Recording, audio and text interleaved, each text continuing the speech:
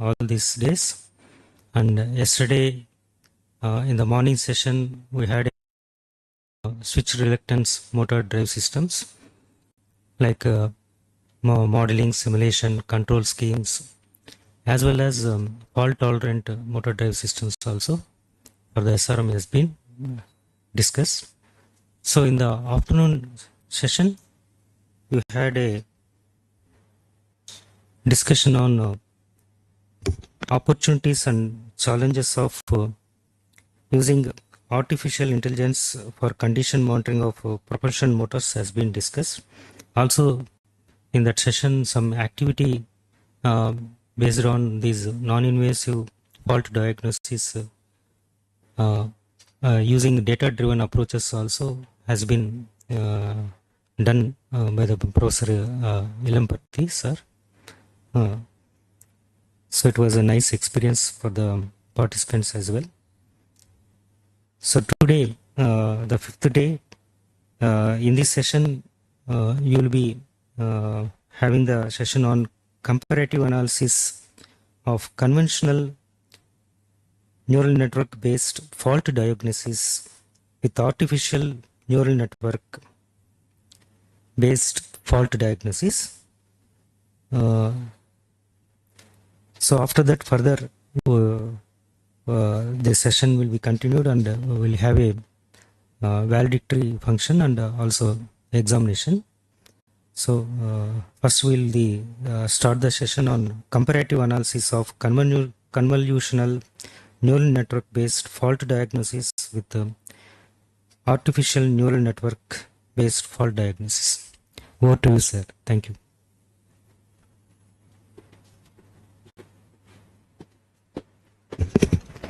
Okay. Good morning, everyone. I hope you had a nice evening, and we have come to the final day of the workshop. So in this session, if my understanding is right, we will have a slightly different break time. So the intervals will be slightly different. And I'm planning to give some time towards the end of this session for us to debrief, discuss, and ask questions about the overall course, overall workshop itself. So we'll plan for approximately 2-hour session with a small recess break in between. And then we will have 30 minutes to discuss if there are any questions. Even some of your questions that I could not answer earlier, probably I will try to answer them now. Okay, so that is the idea. So the session itself may not look long because we are going to introduce, learn about a very special machine learning method, or actually it's kind of a deep learning scheme. So how many of you here are familiar with CNN, convolutional neural network? A couple of you. Okay, three people. Okay, that's fairly big number. So we will. So once again, my intention is initially to introduce you to some of the key terminologies so that you are not unfamiliar when you start reading about CNN in future. Okay, as I said, you cannot become an expert in these methods by listening to a person speak for just 1 hour or 2 hours, right? You have to read, practice, so it will take some time. But my intention is to help you acquaint with certain key terminologies so that when you go through these articles, you have a certain degree of comfort. So the main intention is to actually compare the performance of a CNN-based fault diagnostic scheme with an ANN-based fault diagnostic scheme. And in order to do that, again, I am not going to go into the depth of implementing CNN, because with my goal of fault diagnosis, I'm utilizing tools like MATLAB to implement CNN. But you will understand that the mathematics of CNN is not too different from the mathematics of ANN to some extent, and then there is also additional components. So we are not going to go in depth into the mathematical part, but you will see how they are different. Okay, so for some reason, I always get my animation wrong on the opening slide. So I will start with a basic introduction to convolutional neural network, like a background, and then a little bit of uh, definitions or ideas after the background. You will see what is a 1D CNN. It's usually a one-dimensional CNN, and why is it called a one-dimensional CNN, and why are we even looking at that specific CNN in this workshop, okay? And that is the main focus of this session. So you will realize that the CNN itself is something that generally is used for a particular application, but we are going to narrow our focus on a specific topic called 1D CNN, and it will address some of the issues we faced yesterday or identified yesterday. Then we will go through the key terminologies, and then finally, using a research article, you will be given time to go through the CNN part and then check the results with ANN, and then we will discuss and debrief. So it's a more an activity based. Last bullet is like that. Okay. So introduction to CNN. Okay. So I have to ask you a question before we even get started. Maybe I should have added a photo of person. Then it would have been easier. But anyways, this is not a bad thing. If my pen cooperates, then we should get going here. Yeah, perfect. So you have to identify what I have on screen.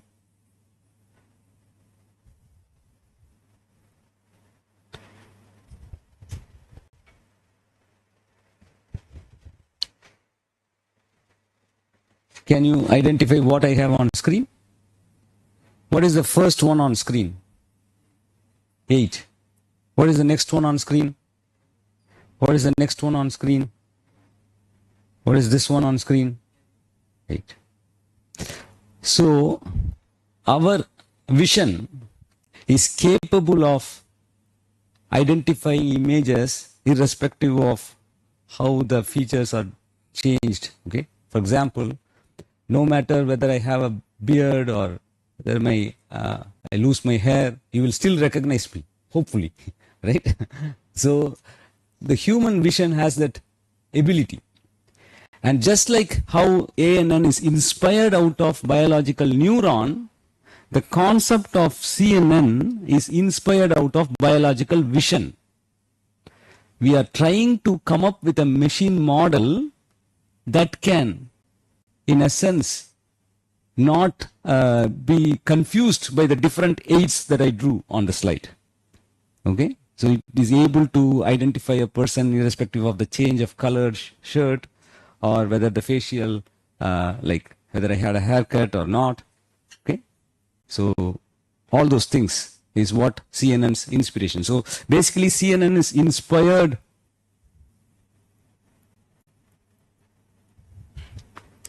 from biological vision.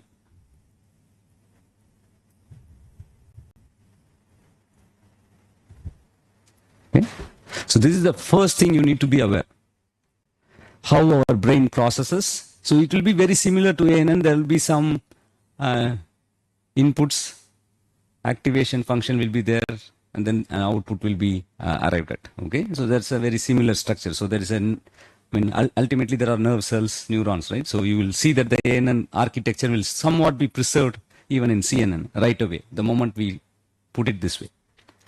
So why CNN was even developed? CNN was developed with a goal, with a primary intention to classify images. Okay, so all your CAPTCHA originally has intention, right? So you are able to identify what is a cat, what is a street light, what is a cycle, like that. So classifying images was the primary intention of CNN. So images, when I say images, images can be two types. One is a grayscale image.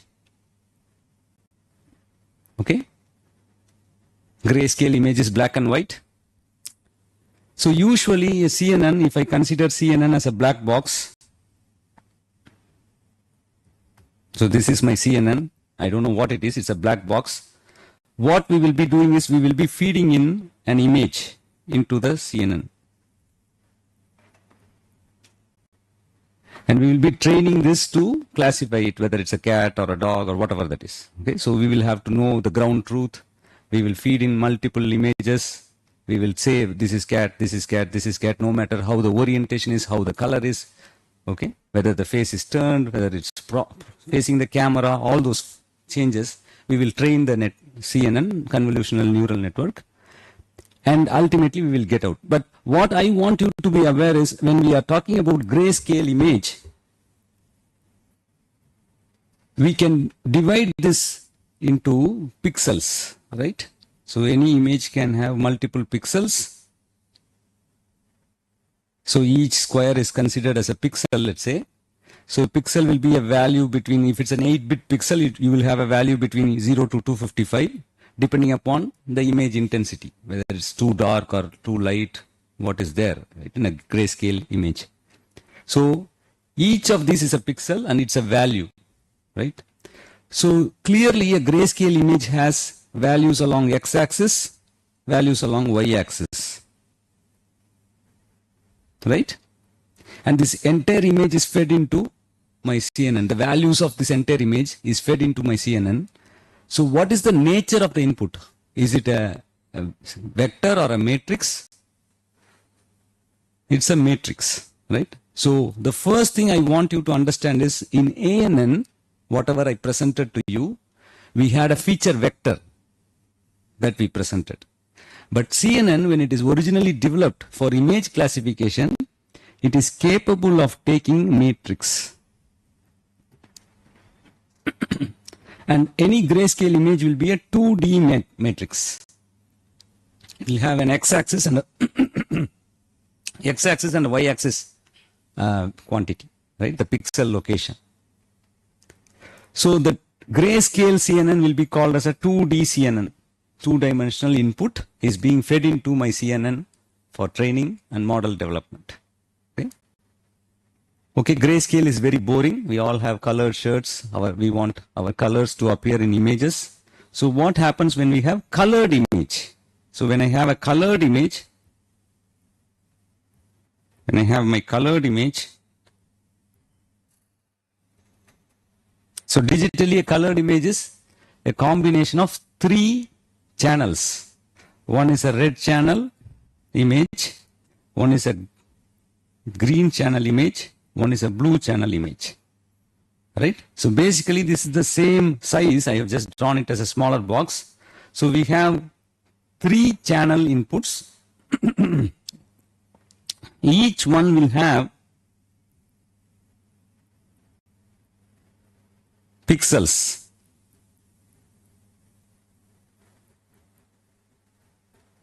Right? So each one is a 2D matrix. But there are 3 such 2D matrices. So when I feed in a colored image into my black box called CNN for training purposes, what is the nature of the input? It is actually a X cross Y cross number of channels, which if I call N or Z, it's a 3-dimensional matrix. So it's a volume input. Not just length and breadth, but there is also a depth. Okay? So you can actually give image which has 3D. So you can visualize, like capture 3-dimensional things and put it in, like in 3 dimensions is what is the input we are saying. So this is a 3D CNN. Okay? So depending upon the dimensions of the input, we call the CNN as 2D or 3D. And primarily, when CNN was developed, the primary purpose of CNN was to do image classification. So we always started with grayscale and then colored image. So these were the 2 primary things. Now, interestingly, for our topic, which is non-invasive fault diagnosis of propulsion motors used in electric vehicles, why are we bothered about CNN? Are we going to take pictures and feed it in? Is that the intention? That is not our intention. So yesterday, when you were discussing about brainstorming about the challenges, one of the key challenges that we found when we wanted to use artificial intelligence method like ANN was feature selection So if you recollect the article that I shared with you, I have selected time domain features of my stator current, such as RMS, mean, skewness, kurtosis, like that. There are also frequency domain features.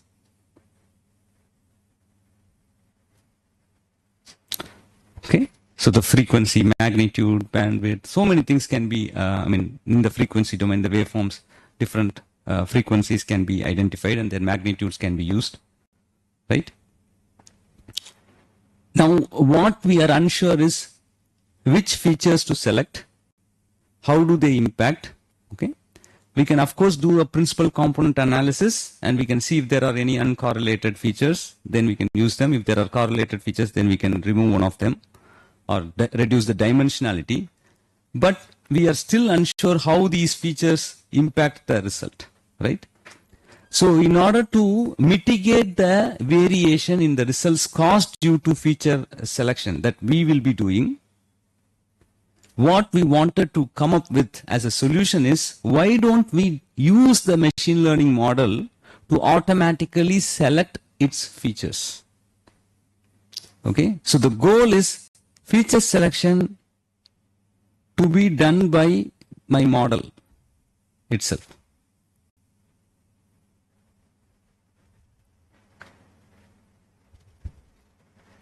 In other words, I don't want to extract features from raw data.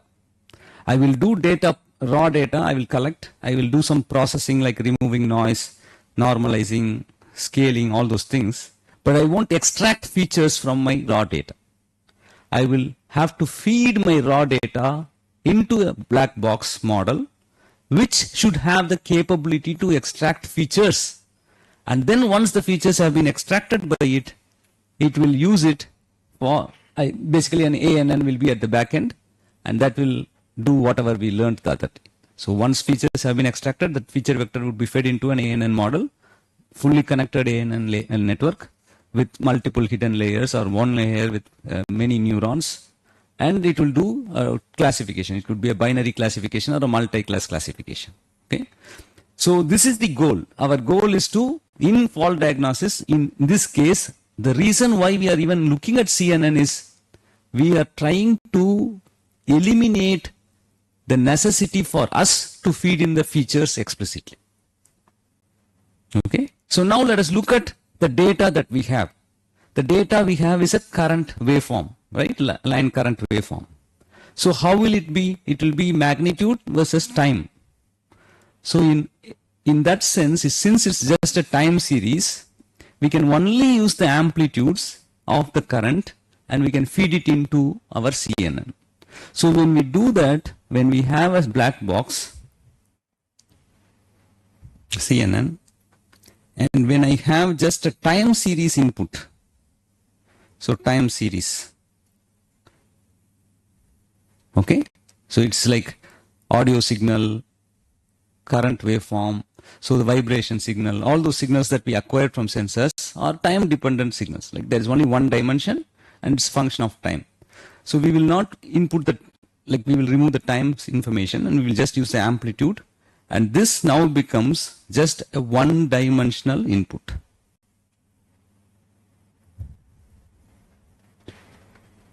So we now have a 1D CNN.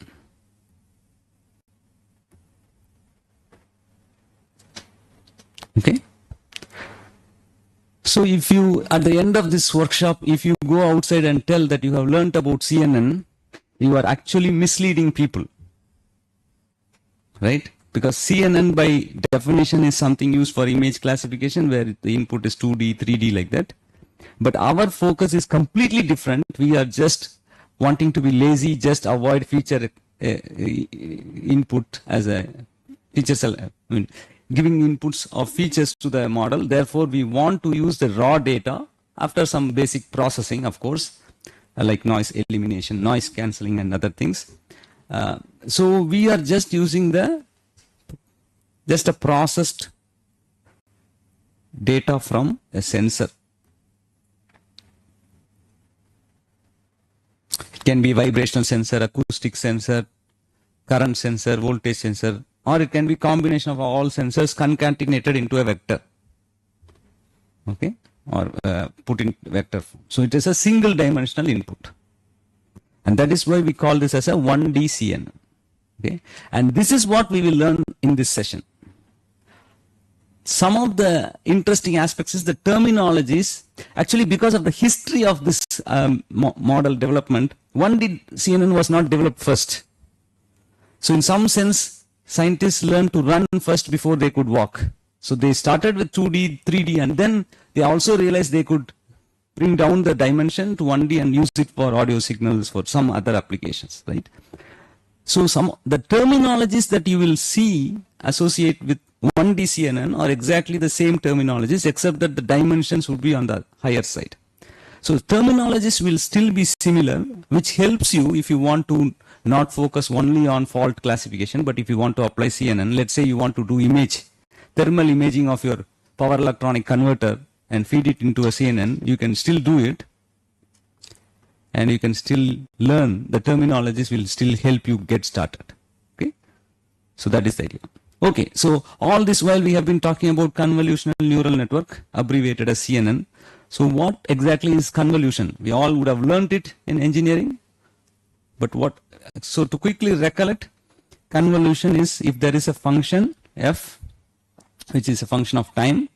If there is another function g, which is also a function of time. Convolving these two functions means you take the value of f at a particular instant, let's say tau, do a multiplication with the flipped value of this function g. So you do a minus tau and you do a shift. And every instant from minus infinity to plus infinity, you will be doing this mathematical manipulation. This may be very mathematical or abstract. So if you want to do a simple pictorial representation, let's say this is a function f, this is a function g. First you need to flip it.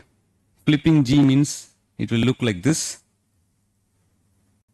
Then for every instant, so you will basically, if this is flipped g, then the first instant you will move this g somewhere here. And then you will try to do a multiplication and you will evaluate, you will get an output. Then you will move the g further, one sample or one time, like next tau. So the function would be like this, right? So you will see at every instant, you will get a different output. Okay, so multiplying function f with a shifted, the flipped shifted function g would get you the convolving mathematical function. So this is convolution in time domain. Typically, interestingly, when you do convolution in time domain, if you look at it in frequency domain, this is equivalent to, in frequency domain, just multiplying the signals in frequency domains. So it should be, if you do a frequency transformation, so time function is converted into frequency domain, g is also converted into a frequency domain. You just multiply the two signals in frequency domain, that is equivalent to convolution. Okay. Okay. So in case of, for us, if you really look at our data set, like a raw data set, which is acquired by a sensor, our sensor, even though is sensing a continuous time signal, like a current or a voltage, which is continuously there, which is an analog signal. So if I plot my current, it will be like this, right? So this is my current with respect to time, ampere in say seconds. It's a continuous function, it's an analog function. However, when I use a sensor to acquire it, I'm actually sampling it. So I'm doing an analog to digital conversion, and I'm doing a sampled storage of data. So my data itself will not be like this, but instead, depending upon the sampling rate, if I have 60 samples per second or 50 samples, 60 samples per wave or 50 samples per wave, I will have so many points. So I will start with 0, then here, then here, then here, then here, then here, like this, right? So this will be the samples that I will be working with. So each one is a sample. And this is the sample that will be stored in my data set. So my data set is actually sampled data set, right? All your data acquisition is converting analog to digital, at a sampling rate which is high enough that you can preserve the nature of the wave shape with all the frequencies of interest. So what I want you to be aware is this mathematical equation is useful from continuous time signal perspective, but for all practical purposes we have to deal with the discrete time signal, because that is what we will get as a data set. And in discrete domain, what is integration in discrete domain? It's a summation, right? So what you will end up getting is your convolution would be a summation of sampled f times a shifted sampled g. So the product of I do not know how we will represent it in so it will be a function of sample, and then I do not know, it will be k minus n or something like that. So it will be a shifted sample, okay, flipped shifted sample. Maybe my notations are not right, but all I am trying to say is we are going to do sample by sample multiplication. So it is, in some sense, it is, if I have a function and if I have one value and another value, I am multiplying them and adding the whole sample length. So it's a sliding dot product. So what I'm trying to say is we call this as, in discrete domain, we call this as a sliding dot product.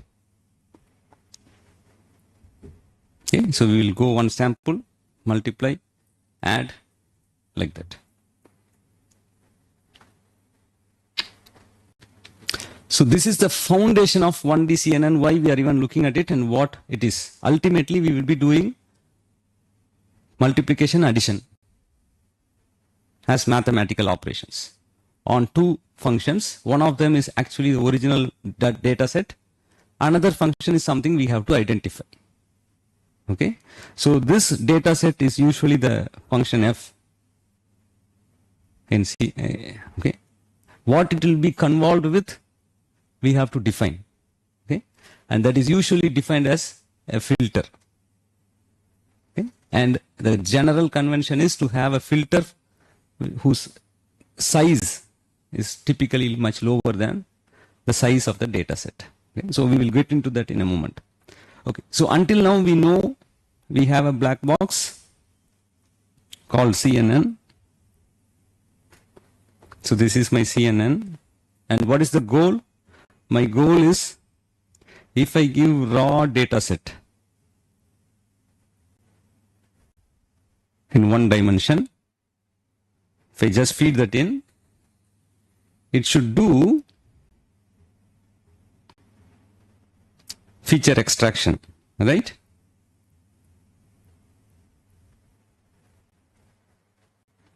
And then after features are extracted, what should happen? It is basically an implementation of ANN, a fully connected ANN. So what you will realize is, in all CNN, the back end is something, is a fully connected ANN. So there are two distinct parts. The first part extracts features, and the second part is just our traditional ANN, where you will have the feature vector feeding in, and then this is the input layer. So whatever comes out is going to be the input layer. Then you will have hidden layers with multiple neurons in each hidden layer, and then you will have an output layer. The output layer's output will be y hat, the prediction. And we will know the ground truth whenever we are training. We will know the ground truth y. So y minus y hat absolute value will be used for training. That will be the loss function, and our objective is to minimize the loss function. And how will we do?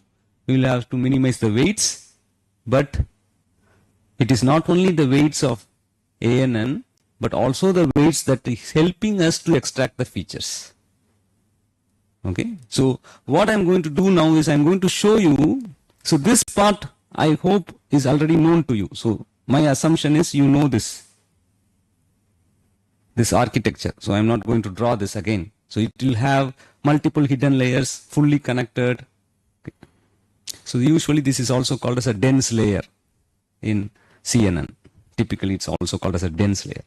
So what exactly is happening here in feature extraction part? In feature extraction part, we have what is known as a convolutional layer. So what does a convolutional layer do? It basically implements the mathematical convolution operation on the raw data set. Convolution operation means you have to take the signal, multiply and shift with another signal essentially and add, right? So we will check that. What I will explain to that. I explain that in a minute. Once the convolutional layer is completed, then usually there is another layer which is called as pooling layer.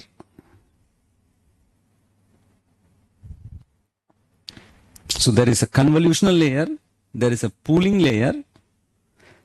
The output of the pooling layer will typically go through what we call as a flattening layer. Okay. We will talk about flattening layer and all these things in a moment. So there will be another layer called as flattening layer. You will see why it is needed in a moment.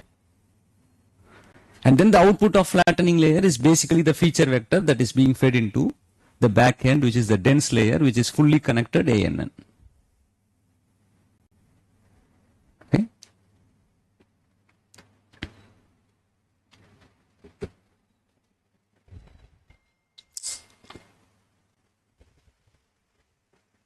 Okay, so just I hope this architecture is clear, right? So basically we have a big black box. The output half is known to us already as an ANN architecture. The input side of that black box is what we are doing as a convolutional operation. And then there is another operation called as a pooling operation. And then we will have to do flattening, and you will see why they are needed. Okay. But ideally, because this is the operation that dominates in feature extraction, this actually results in extracting features. This is the one that extracts features. So that is why this method is called as a convolutional neural network, because it is able to extract features. Then there is a neural network to do that.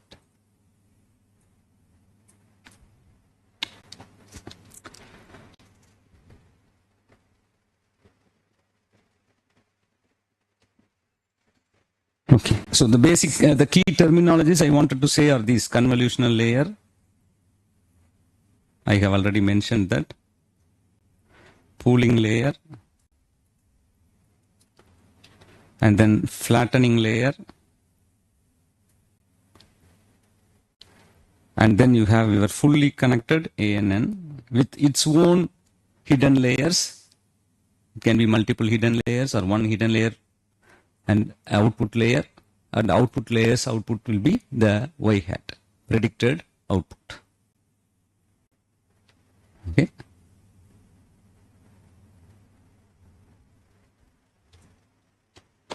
So now let us dive into how this actually might work. So let us look at what is 1D CNN. So let us consider a sampled data set. Let us say I will give you some numbers: 2, 1, 0, -1, -2, -1, 0, something like that. This is my sampled data set. This is in convolutional operation. This is our function f, which has to be convolved with something. So please note that in our application, we are using raw data, right? Because that is our goal, to use 1D CNN. But in general, in CNN algorithm, you can feed features here. It is not always necessary that you will only give raw data set. In fact, in CNN, when you do 2D, 3D, you can also input features as the input. Okay, so in our application, since we do not want to be bothered for feature extraction, we are using raw data set. Okay, but in many applications, you can actually extract features and feed them here. Okay, so this is either called as the input or also called as the feature vector.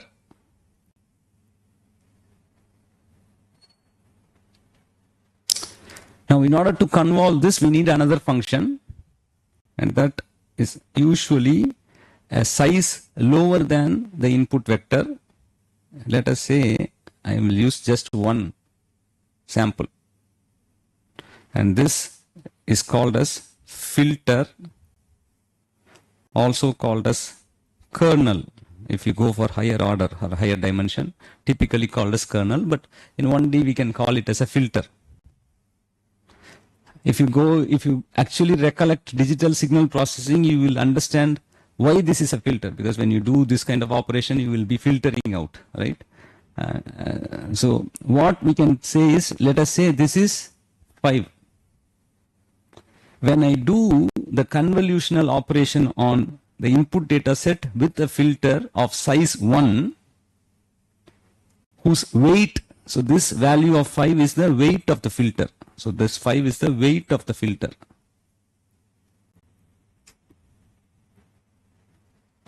The size is how many squares I have here in this diagram. So it's a size 1 filter.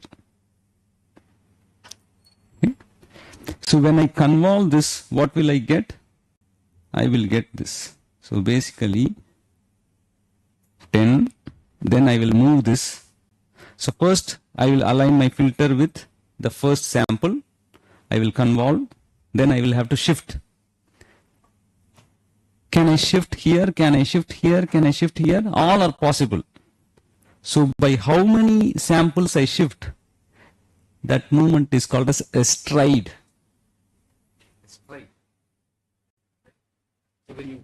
When you walk, how far your next step is, that's a stride, right?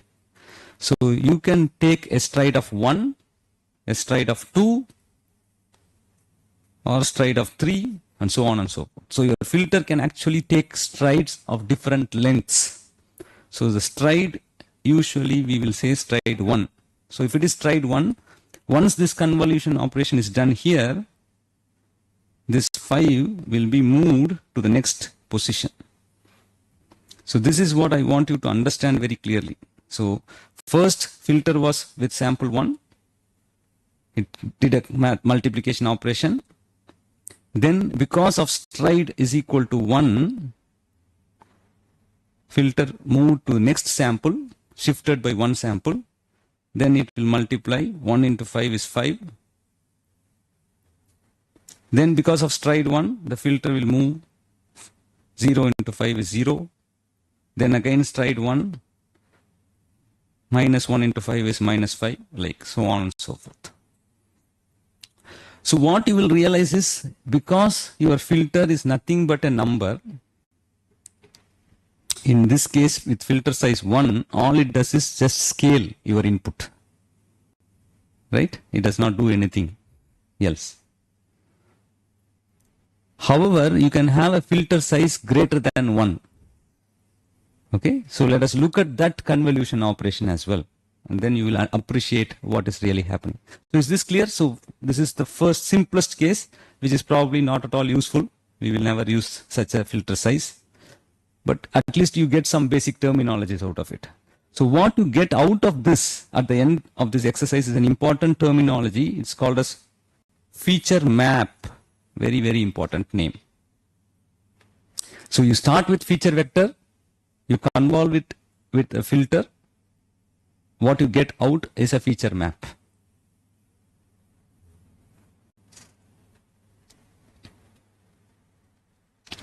Okay. So for those of you that are familiar with CNN, this might be very basic, right? At the end of the day, I'm just repeating the terminology here. But let us relook at convolution for a sample data set 0, 2, 1, 0, minus 1, minus 2. Probably I have reduced. Okay. So now instead of having a filter size of 1, let me take a filter size of 2, 5 and 1. Each one is a weight. So when I have a filter of size 2, I have 2 weights associated with the filter. Earlier I had only 1 weight, now I have 2 weights. Weights of the filter. 5 and 1, there are 2 weights. So W1, W2, like that. So you can think of this as X1, X2, X3, X4, input data. W1, W2. So what does convolution operation actually do?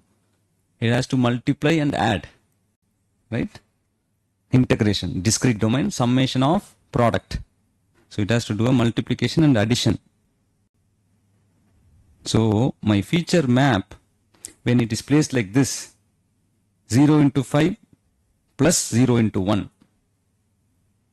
0 into 5 plus 0 plus 2 into 1, sorry. Okay, so 0 into 5 plus 2 into 1. So that will be 2. 0 into 5 plus 2 into 1. So you get 2. Then your stride length of your filter, stride can be 1 or 2 or 3.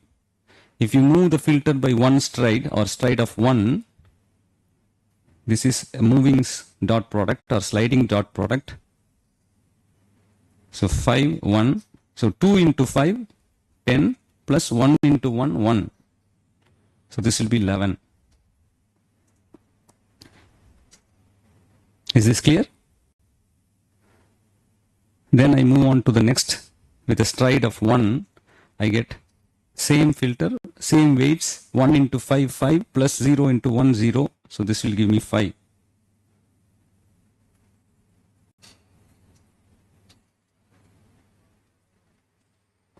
Sorry? Okay, so the question is whether we have to flip it or not, right? For the purposes of this, we will assume that this is the flipped input. Okay. Actually, what has happened is, you will see that there are certain ways to do it. You can flip it, or you will also retain it this way. Okay. But for our discussion, let us assume this is the flipped G basically. The convolve function after it's flipped is what we are considering. Let us assume like that. So let me proceed, because we are going to end up with a problem here. So I want you to see that 0 plus minus 1. So this is minus 1. I hope everybody is following what I'm trying to do. Yeah.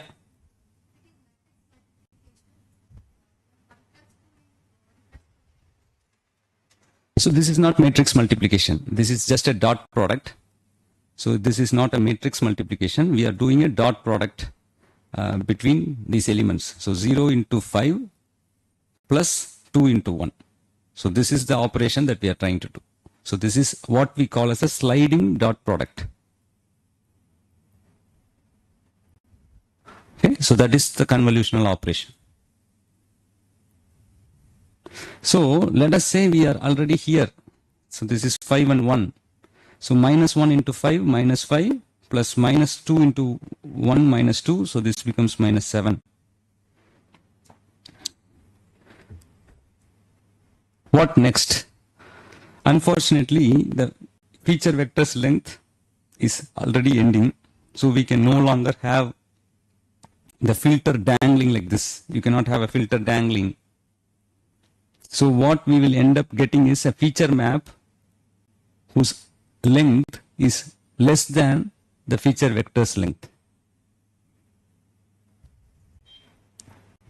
Okay, so the size of the feature map, which is output of the convolutional operation, reduces. If you have a filter size which is greater than 1, and it also depends upon the stride. Instead of using one stride, if I do multiple strides, the feature map length would have reduced even further. Okay, but we do not want this to happen, because we do not want to miss out on features. So what we will typically do is, whenever we have a filter like that is supposed to dangle over the input, we will assume this is equivalent to an input of 0. So this operation of adding zeros, usually we will add 0 on either side, because we will start from left end to right end. This is called as padding.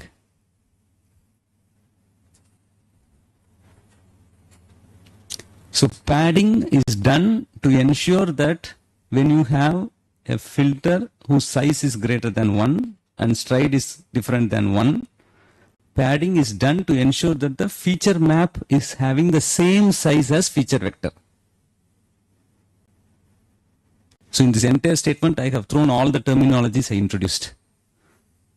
Okay. So if you are able to follow me, then the 30 minutes of my talking is a success. So padding is that operation. You can actually add more and more zeros. Padding. Depending upon the filter size, depending upon your stride. So in these both examples, I have used stride of 1. You can actually go to stride of 2. And then you will see that it will jump. And your feature map will go down in size. So you typically don't want. Okay, do that. In some applications you will do that, in some applications you don't want. So for us, we are not interested in reducing the feature map length. So we will use typically stride 1 and we will try to add padding to ensure that our feature map has the same size. So this is -2 into 5 plus 0 into 1. So this is -10 as feature input or feature vector.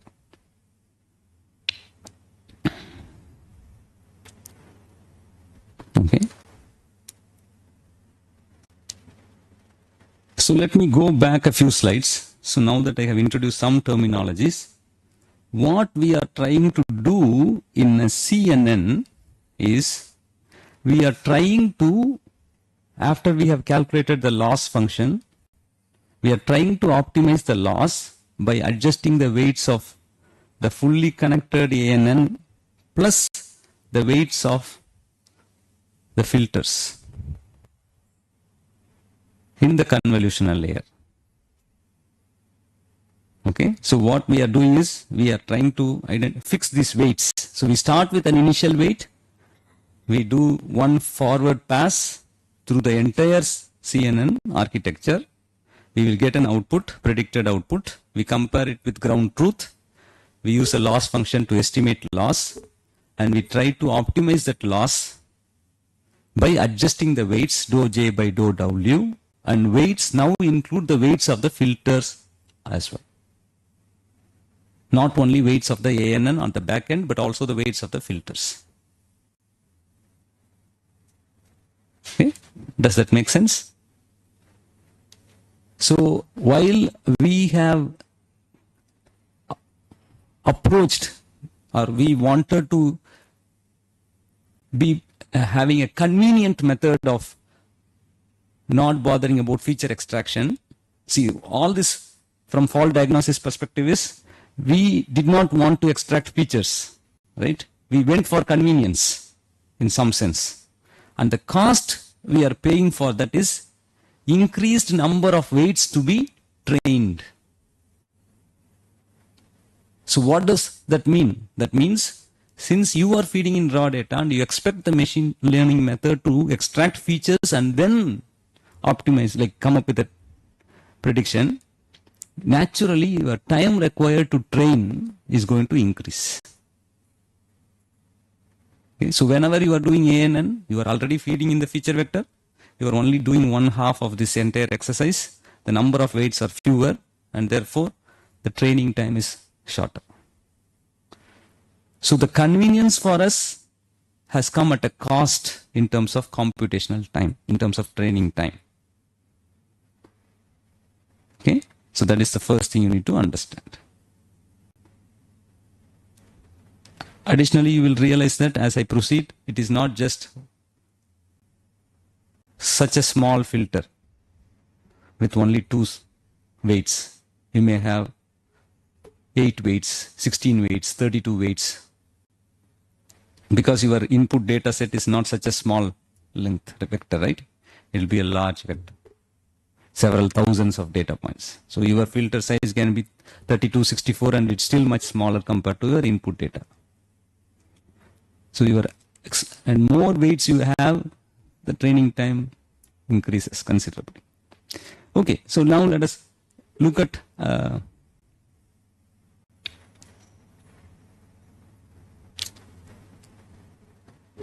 the idea. So the next idea I want okay, so we'll go into the basics. Okay. So what typically we will do in a practical structure is, I will use this slide. We will have raw data set. which is processed. So when I say raw data set, it is not actually the signal that you capture. You do some filtering, you do some normalization, scaling like that. And then you have this sample, this is my raw data set. So processed data set, processed input. Then I have a black box.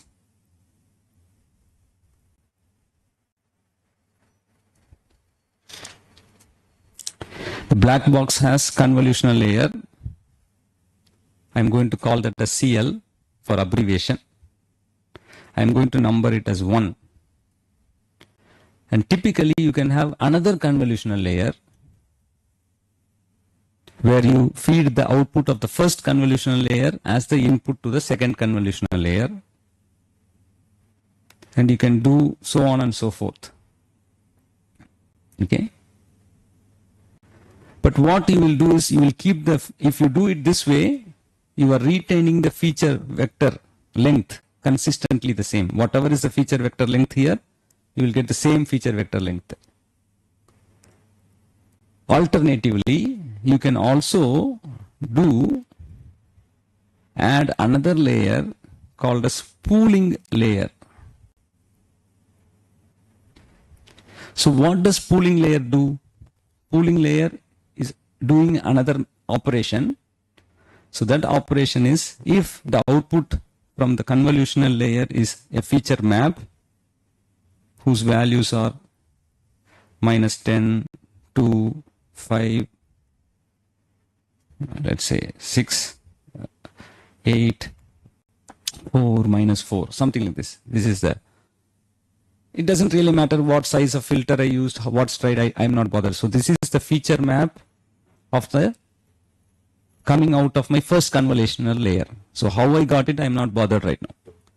What is pooling operation doing? Pooling operation also uses a filter.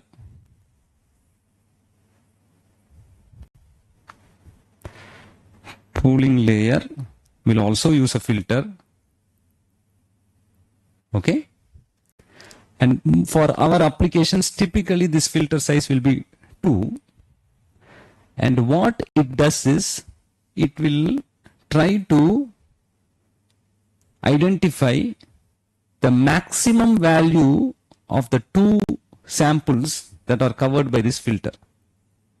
So in this example, we have the 2 samples to be -10 and 2. So the maximum of these 2 is 2. Right? So the maximum value is 2. So you call this type of pooling operation where you use a filter of size 2. It can be any size, to be honest, but greater than 1.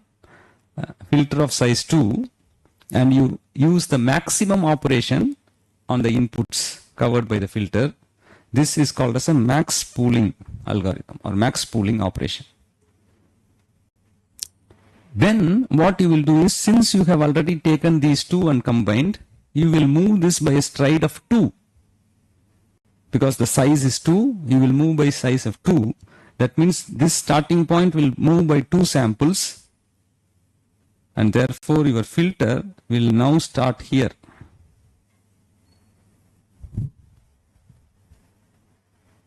For stride 2.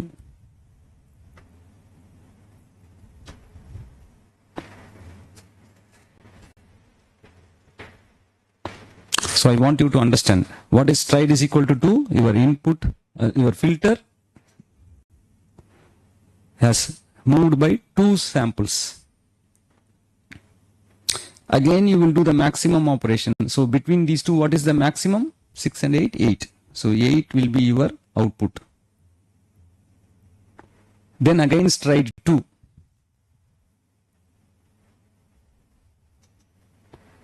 Max 4 and -4, 4. So what I want you to understand is, the pooling layer will have a filter, typically whose size is greater than 1, and usually 2 for us. What that will result in is, it will reduce the length of the feature vector or feature map coming out of a convolution layer by half. So if you have 6, you will get 3. And this is possible because you have a filter size 2 in the pooling layer, and whenever you have filter size 2, you will have a stride 2 to make sure that, so you will cover the first 2, then you will go on to the next 2, and then you will go on to the subsequent 2. Okay, there will be no overlap.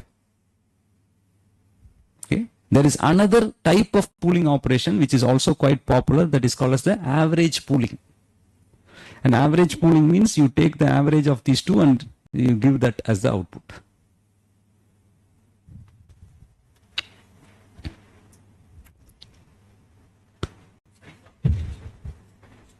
Yeah, so feature map vector length will be reduced. So that is the purpose of pooling layer actually.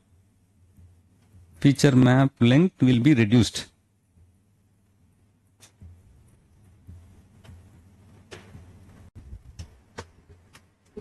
Okay, so this is very important. Otherwise, you are not, the whole purpose of introducing a pooling layer is to reduce. So from an image classification perspective, what the pooling layer does is, the feature extraction need not be done at a very minute level. So you don't have to go and extract features in pixel by pixel level, right? You can go wider, like zoom out a little bit and then extract features. So that is what pooling layer helps you do. So basically it kind of takes like a bird's eye view or a top view or an overview, like just above, slightly zoomed out kind of a view, okay? And then extract feature from that setting. Now we have two options. So we'll go back to the architecture. You can either have a pooling layer right after a convolutional layer, or you can have another convolutional layer, and then you can have a global pooling layer, average pooling layer. Okay? But what is typically preferred in literature is you have convolution layer, pooling layer, convolution layer, pooling layer, like that. So this method is not very common. What is more common is you will have CL and PL. And that way the feature vector size would have diminished. The next CL would take a lower size vector, and the next PL will further reduce it. Next CL will take the further reduced order PL, like that. Okay? And this will go on until you have the right length for your feature vector for your fully connected ANN layer.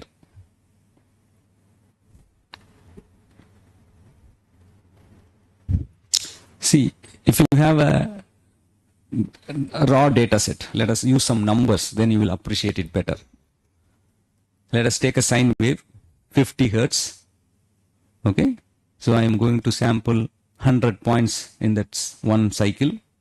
So every 20 milliseconds there are 100 points. I am capturing for 10 seconds. So how many data points I have? In 20 milliseconds, I have 100 points. In 1 second, how many points? Sorry? Please do it and tell me.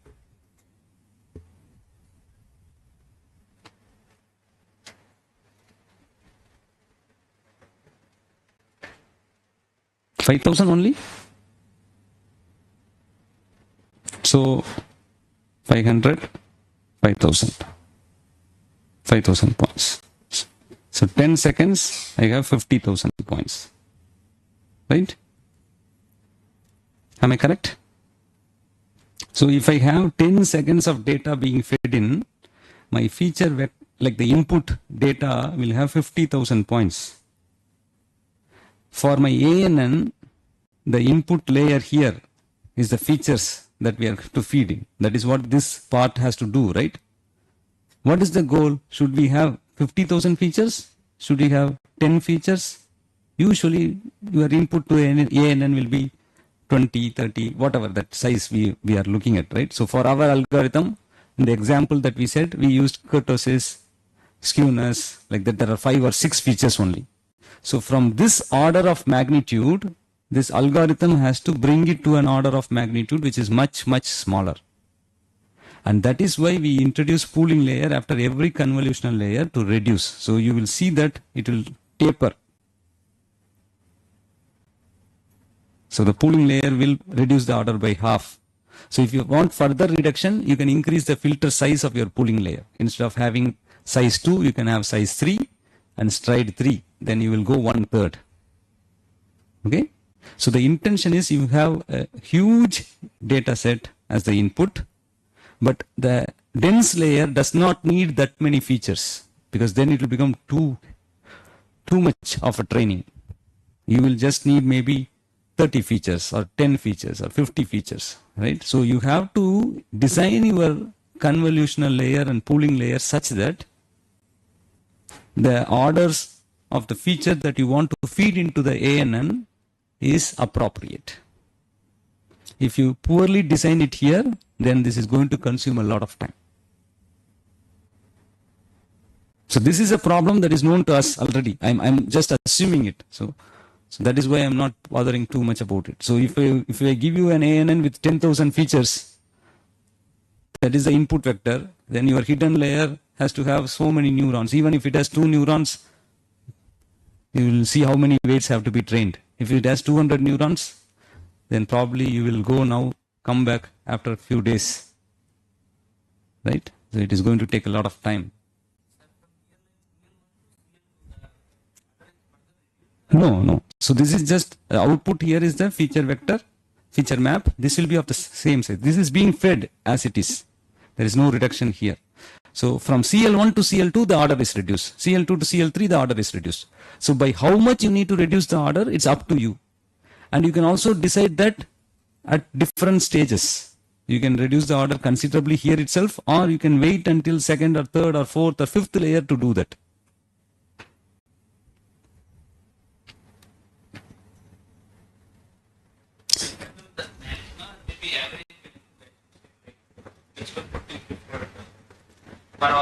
So they are hyperparameters.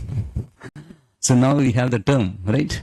So whether you use max pooling or average pooling is a hyperparameter. Yeah. So I have a slide on those things, on hyperparameter tuning with CNN, right? So what you can see is how many layers you have to add. Hyperparameter. What is the filter size in all these layers? Hyperparameter. The filter weight is what is being trained. The size is not. The stride is not. Okay, so there are so many things that you need to fix. So just for one convenience, which is to avoid extracting features in our case, we are making our life more and more complex. Okay.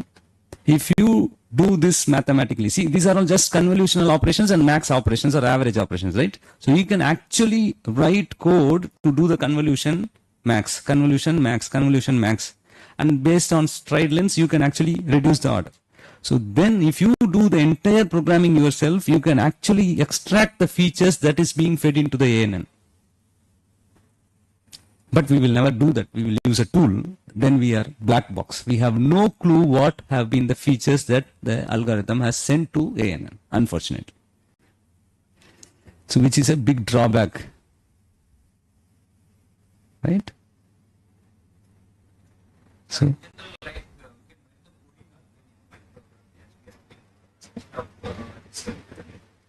and so maybe that way our requirements are going to be maybe enough.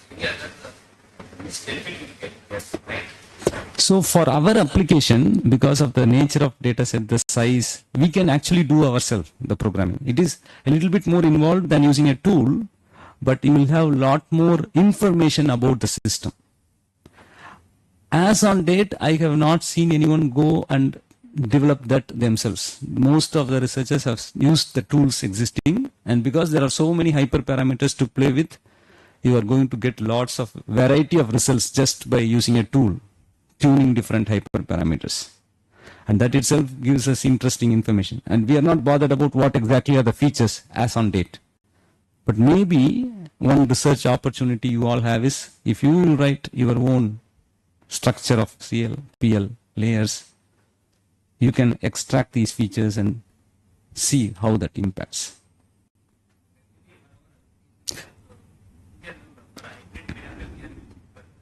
Each and every sector we are segmented in many ways. We are finding that suitable vector by our group from like That is wonderful. Yeah, you can do that. So what I'm trying to say is, the reason why exploiting this feature vector is useful is, let us say you develop multiple such, you develop your own program and you are able to tap into this point, right?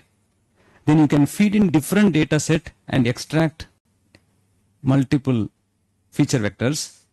Then you can create your own machine learning model like this, but not necessarily using convolutional operation. You can use an ANN. You can replace this completely with an ANN to extract features from the raw data set. Okay. So yeah, this is probably going to be faster, but that is another way if you know, if you have access to the feature set.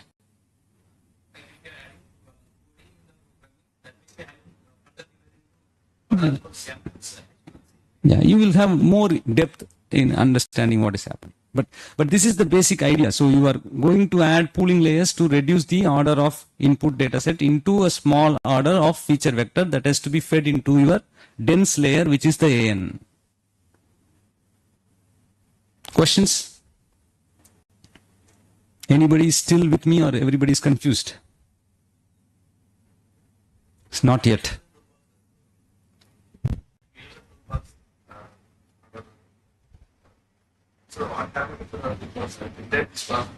Yeah. So in the toolbox, all these black box things will happen. And what you will get is just the output. Yeah, exactly.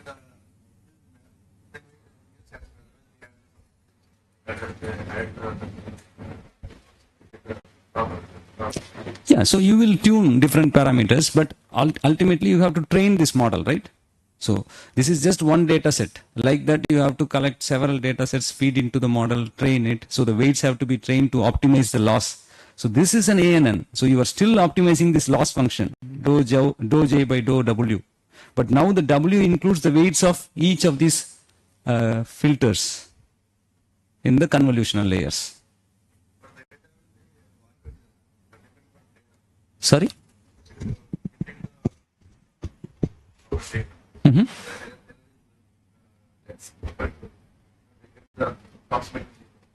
So sometimes we get the weights of the data negative.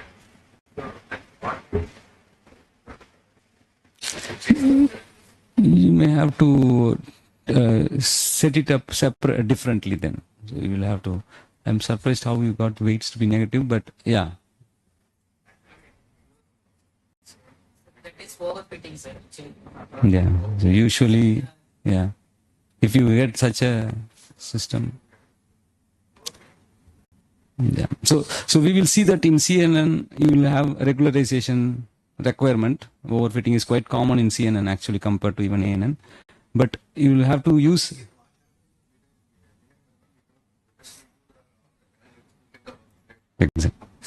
Exactly. So that is why I am encouraging you. That is why I am encouraging you that this mathematical operation is not too difficult for our application. See, because of the nature of data set we have, we don't have to be bothered. We can probably try to develop our own layers. Okay.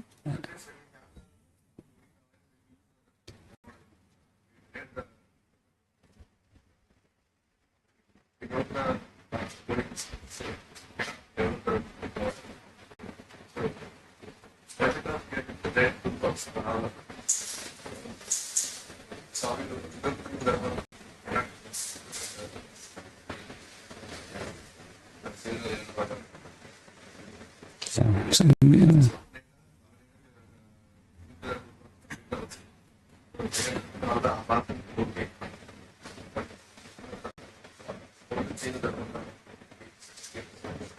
yeah. Yeah, that is what we have to learn, right? At the end of the day, we have to do trial with hyperparameters and you see what is the best bet. Anyway, so going back to this, so we have learned pooling.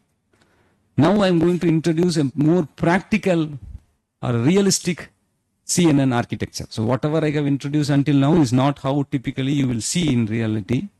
What will happen is in CNN, the good thing is,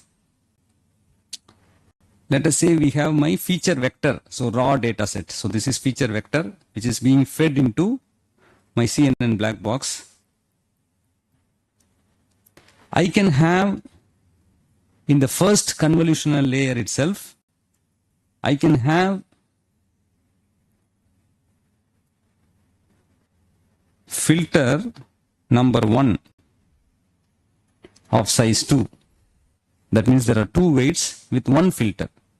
But in the same, so at the first level itself, I can have another filter of size 2 with different weights. So let us say this is W1, W2, this is W3, W4.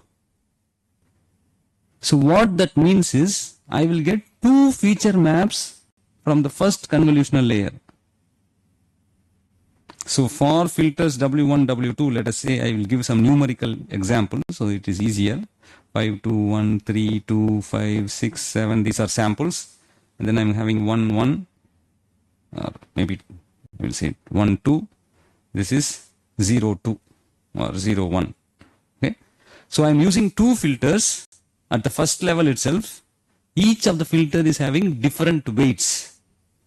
The size and stride are same, but the weights are different. So what will I get?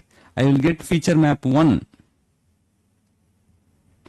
And that is based on filter 1 weights, 5 into 1, 5 plus 2 into 2, 4. So that is 9.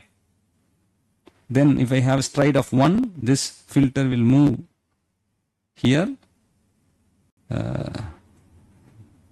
1, 2. 2 into 1, 2 plus 1 into 2, 2. So 2 plus 2, 4. So this is 9, this is 4, like that. So this is first feature map. But I will also get another feature map 2, based on my second filter. And that will be 5 into 0, 0 plus 2 into 1, 2. So this will be 2. So what we are, in practice, what we will see is for every feature vector at a layer, so if you take in any layer the input as a feature vector, you don't have to have just one filter to be operated on the feature vector. You will have multiple filters of each different weights and even different sizes. And you can extract multiple feature maps coming from that one operation. So this is kind of parallel processing.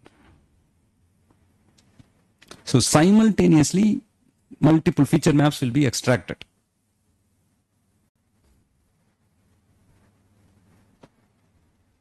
Okay. So now let us relook at the architecture. We have our input. We have our black box starting here. In the black box, I have a convolutional layer. But my convolutional layer introduces two filters. So that means I will end up getting two feature maps. Then I will add two pooling layers, one for each of the feature maps to reduce them. And then I will use these two. Again, I will introduce two filters. So now my feature maps, this one will become 2. This one will become another 2.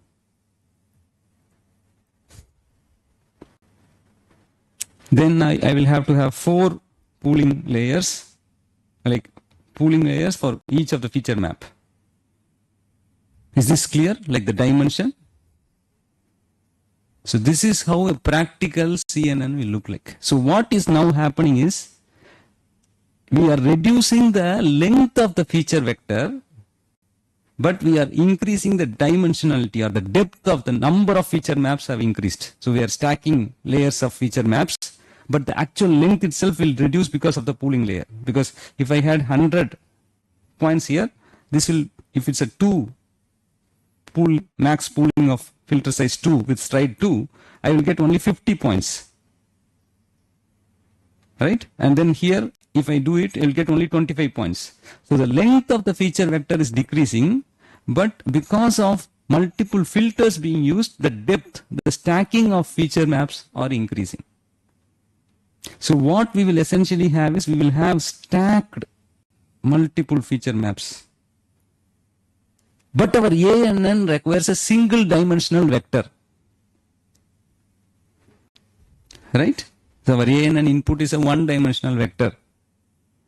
So all the stacks have to be flattened out. And that is why we will add a flattening layer. So we will just probably take this and put them like this into a one dimensional vector using flattening layer. And then we will feed it into our dense layer, which is our fully connected ANN.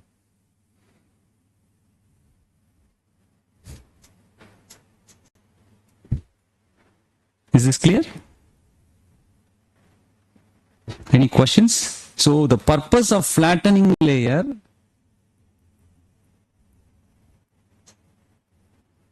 it flattens or basically converts the stacking of multiple feature maps into a single one-dimensional vector for our dense layer to use. Flattens the stacked feature maps or multiple feature maps.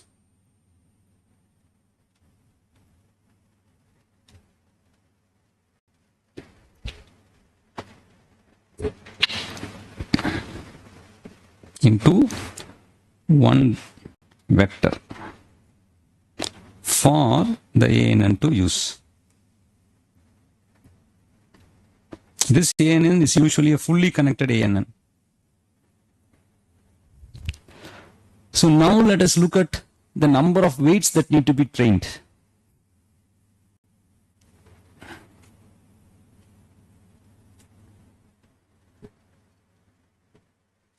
So first convolutional layer, we have, let us say, 2 filters, each of size 2, then we have 4 weights. That generates, so here we have 4 weights. Right? This 4 weights, again 4 weights, right? So it increases. So as you add more and more layers with even just 2 filters, the number of weights grows exponentially, like considerably. And all these weights have to be optimized to minimize when the loss function is to be optimized.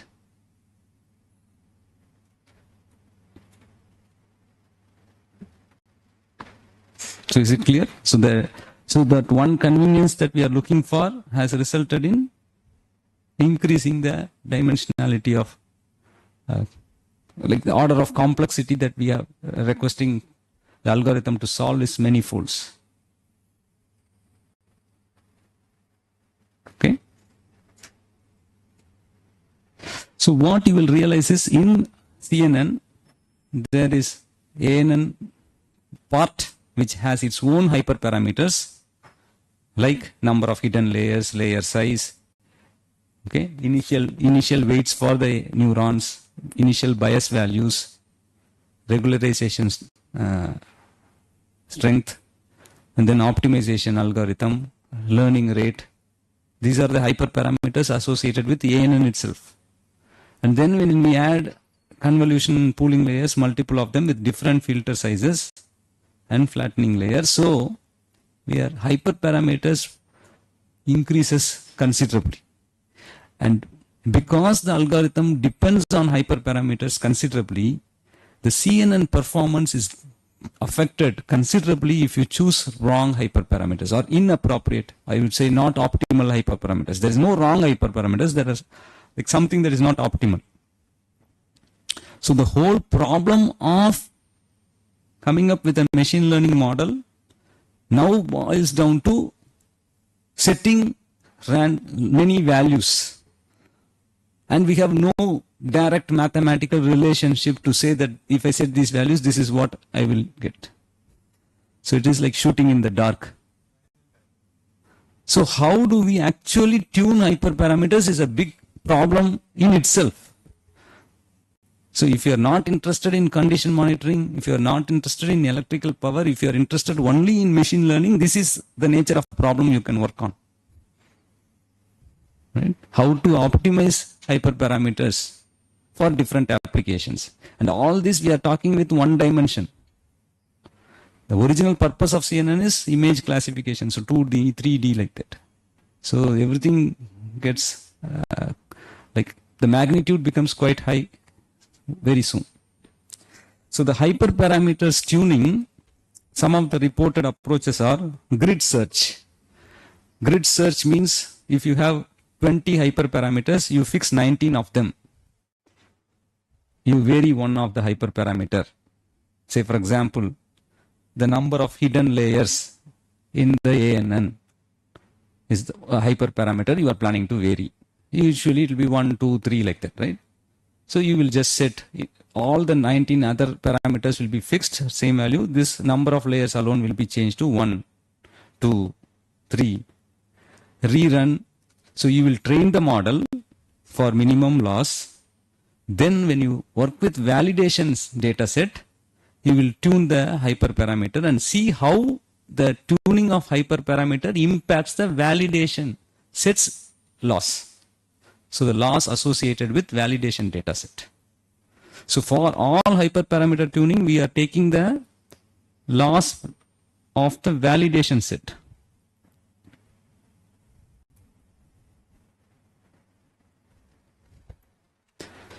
So when you tune the hyperparameter, you will check whether this has resulted in increase in the loss of validation set or same or reduced.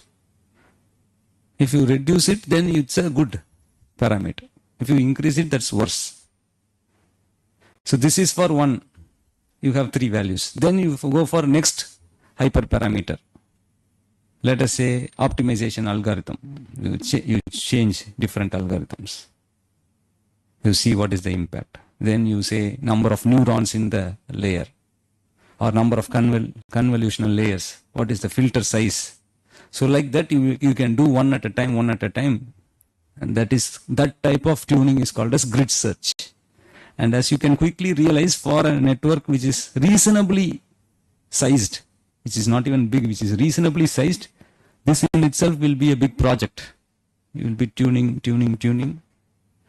And you may not be able to conclude at the end of the day, like what exactly gives you the optimal results. Okay. So the second search that is recommended is, instead of doing grid search of every hyperparameter tuning, keeping others fixed, we will do random search. We will set randomly. We will see. Then we will again change randomly. We will see. Compare the two. Whichever is better, we will take that, discard the older one.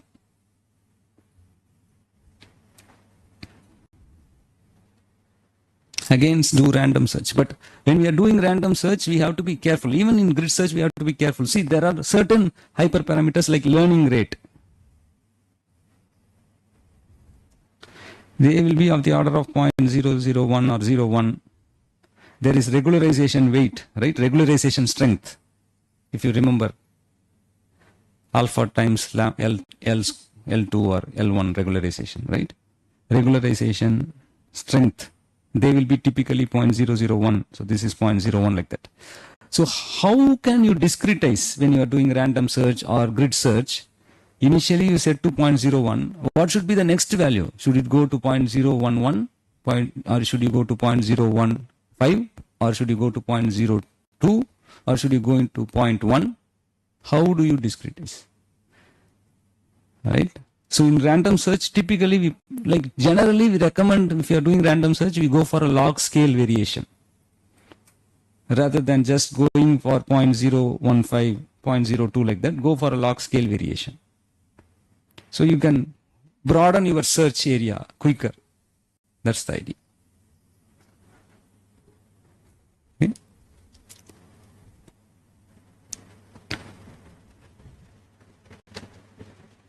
So these two are there. But because of the complexity of the networks, the layers and the model itself, modern research has been focusing on a machine learning algorithm to optimize these parameters. Ultimately, these are parameters to be optimized. So for example, can you try naive Bayes algorithm? How does that impact? Like that. So some machine learning optimization algorithms are being used to optimize these hyperparameters. That is another research that is happening right now. Okay. So I think I have given a reasonably brief overview of one-dimensional CNN exclusively for the purpose of fault diagnosis, where our goal was to avoid the inconvenience of us extracting features and feeding into an ANN. Rather, can we use a model which can automatically extract features and feed it into an ANN? Okay, so this is the purpose of this presentation. In this process, I have introduced you to some key terminologies which are consistent with whether you go for 2D CNN or 3D CNN, the same terminologies will be used. Filters might be called kernels, but otherwise things will be same. Stride is stride, feature map, feature vector, padding, they are all the same terminologies. Okay. Questions? Any? So for those of you that came a little bit late, I just wanted to inform you that unlike our usual schedule today, because of the valedictory function, we will be having a break, like there will be just a recess break, and then we will be reconvening. We will do some activities and then function, and then only we will have some tea and snacks. Okay, just for your information. So what I will do is I will give a 10 minutes break at this point. When we reconvene, I have shared a research article, which is the same article I shared 2 days ago. But at that time, we focused only on the ANN part. Now I want you to look at the CNN part and see what parameters have been used. How are the results with ANN, like that. And you will see that, I mean, you will identify once you go through it, what other things can be done. Okay? So that is the activity we are going to do starting at 11. So we will meet at 11. Thank you.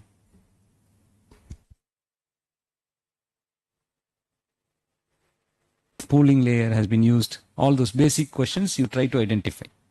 Okay, so that is the main purpose of this activity. That's the first part of the activity. Try to understand what is there, and then you can ask questions like, why did you have to do it this way? Can we do it another way? Like that. Okay, so this is the basic activity. So I'll give you maybe 3-4 minutes, not longer than that. It's just one paragraph or maybe a couple of paragraphs, so it should not take you long. After that, we will look at the results between ANN and CNN, and then we will see what that is meaning, like what is the implication of that. Okay. Anyway, so that is the first step. So we'll read through the CNN part, try to identify what parameters have been used, and then we will spend some time discussing, and then we will go on to the results part.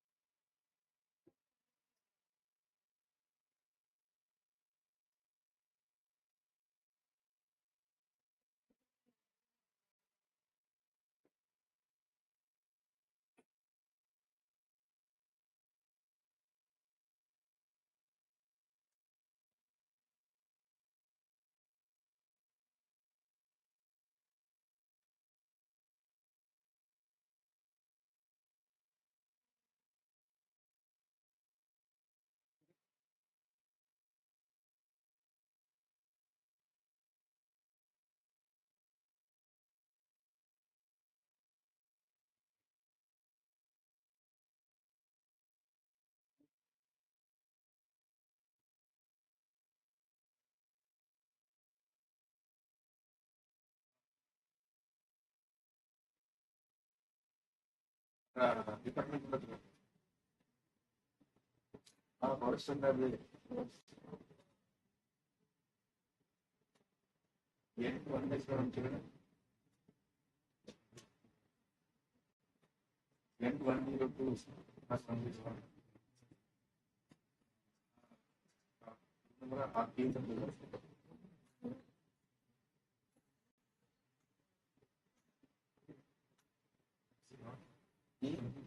ఉండాలి ఇది కూడా అక్కడ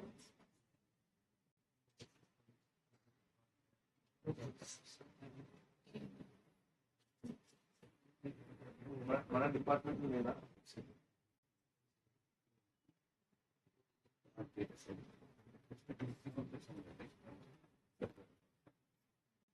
మన department లో మనం తీసి పెడతాం కదా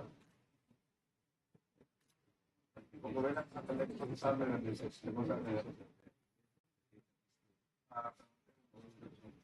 ఏది ఉన్నది ఉంది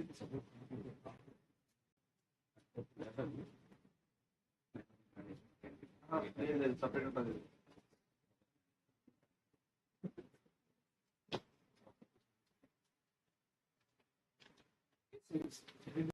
One to the first session.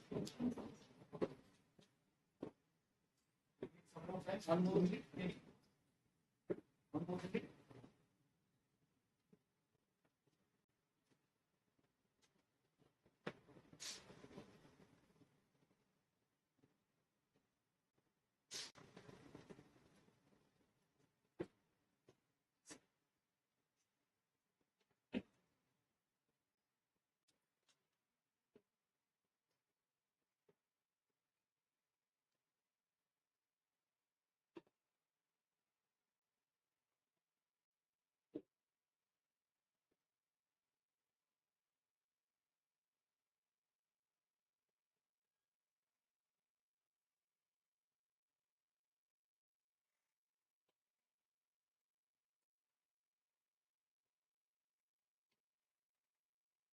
What did you observe for this in this article? What caught your attention? Did you identify the architecture or the architecture? What do you think about it? What do you think about the architecture?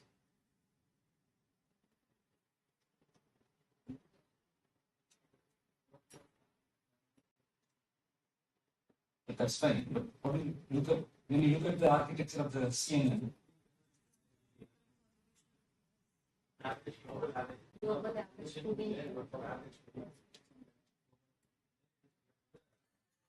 So what is your opinion?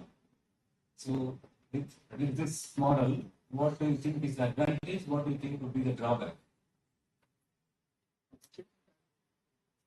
Computation time is more.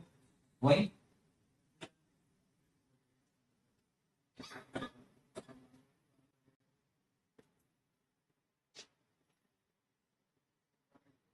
So the first thing is we have not gone on reducing the input data, right? The feature map length has not been reduced every time. It's only reduced once.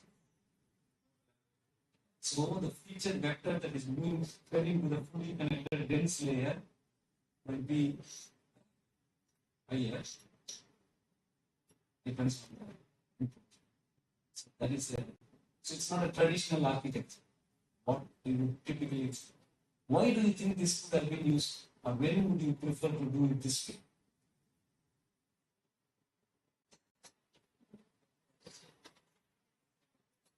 Less number of data. So basically, if your input data set is not in millions, you have something that you can. You feel like this is not too many. You do not want to reduce it further. You want to preserve the features.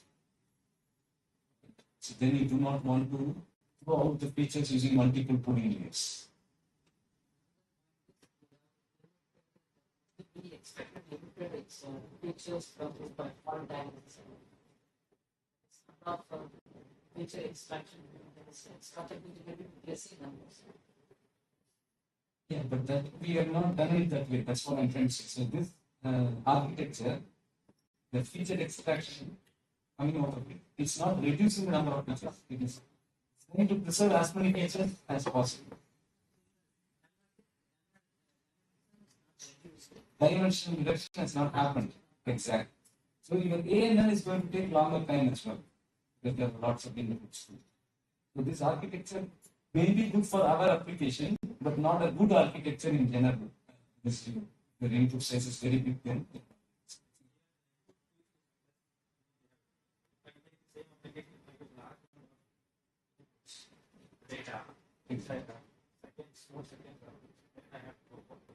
Yeah, problem. So what I'm trying to say is, whenever we read through such articles from now onwards, what I encourage you to do is think whether this is what you would also do, because you may not get exact application related to your like exact articles related to exactly your application. So try to see whether you would adapt it to your requirements, what changes you can try, what type of parameter variations you may do. That's the fundamental objective. So when you learn about another work, that's the first thing you need to explore. Then the filter size. Did you notice that? How many filters? How many size 2?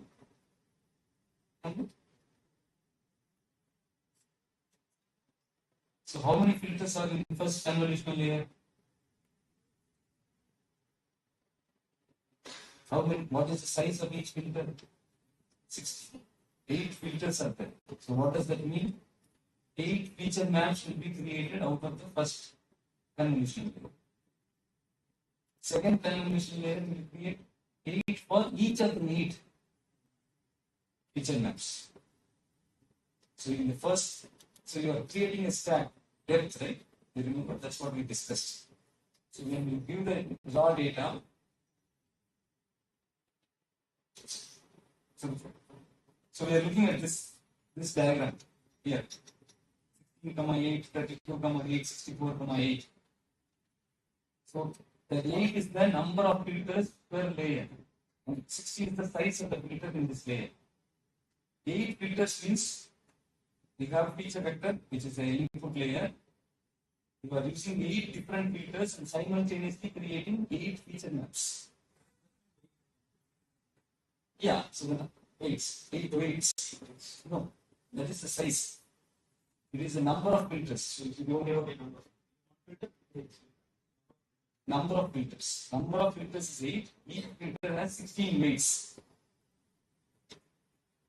Okay, do you understand? So the first convolution layer produces 8 feature maps. When that goes into the second convolution layer, each of the 8 feature maps is further producing 8 more feature maps. So we have 64 feature maps. Each of those 64 feature maps will result in 8 feature maps.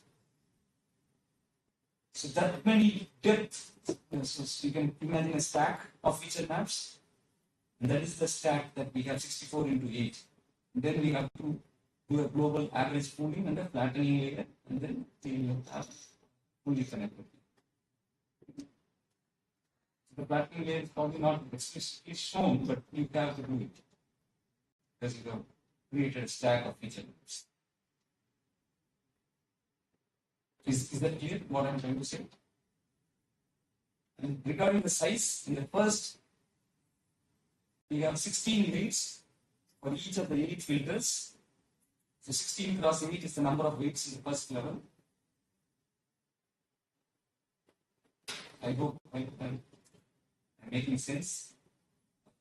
Not if you're following me, so let us go back. This is the diagram I want you to keep in mind. So I told you that we can have simultaneous filters for each layer. This 2 is the size. Number of filters is 2 in this case.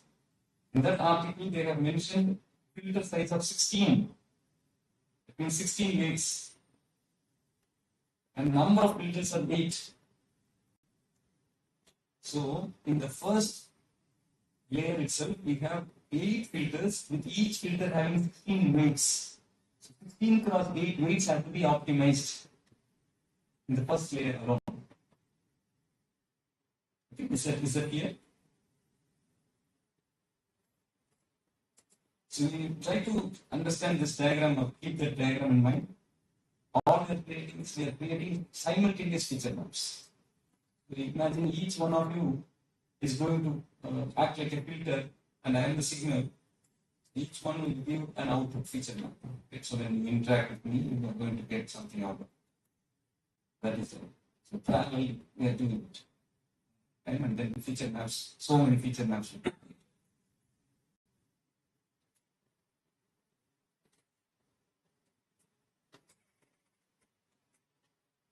The second one has 32 filter size of 32 means each filter will have the weight. There are 8 such weights, filters. So this one 16 cross 8, this one 32 cross 8, this one 64 cross 8. That many weights have to be optimized by the algorithm. Just on the CNN side. Then you have fully connected ANN, which might have its own hidden layers, its own neurons, its own weights.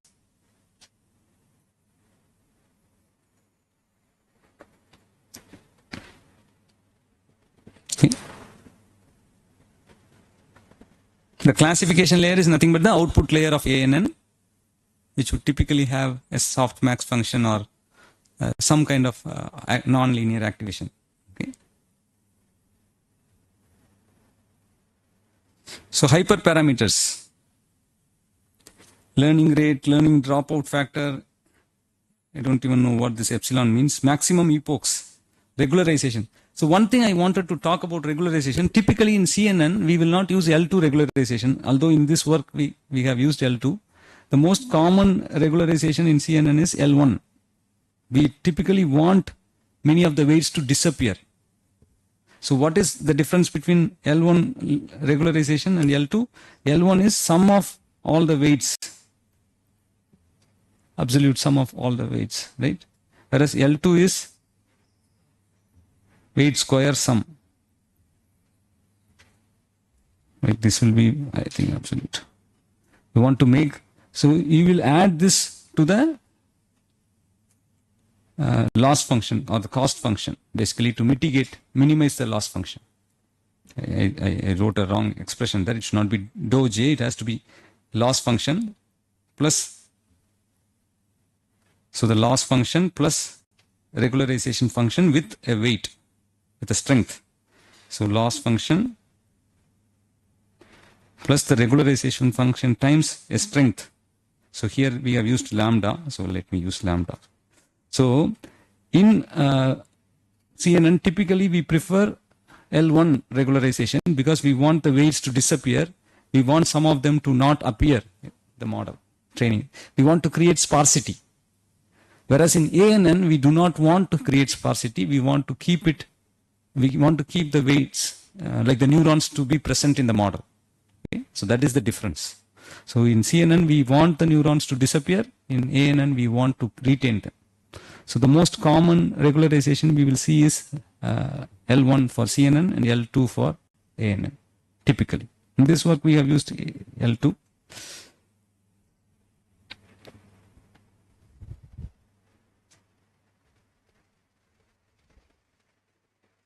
Okay.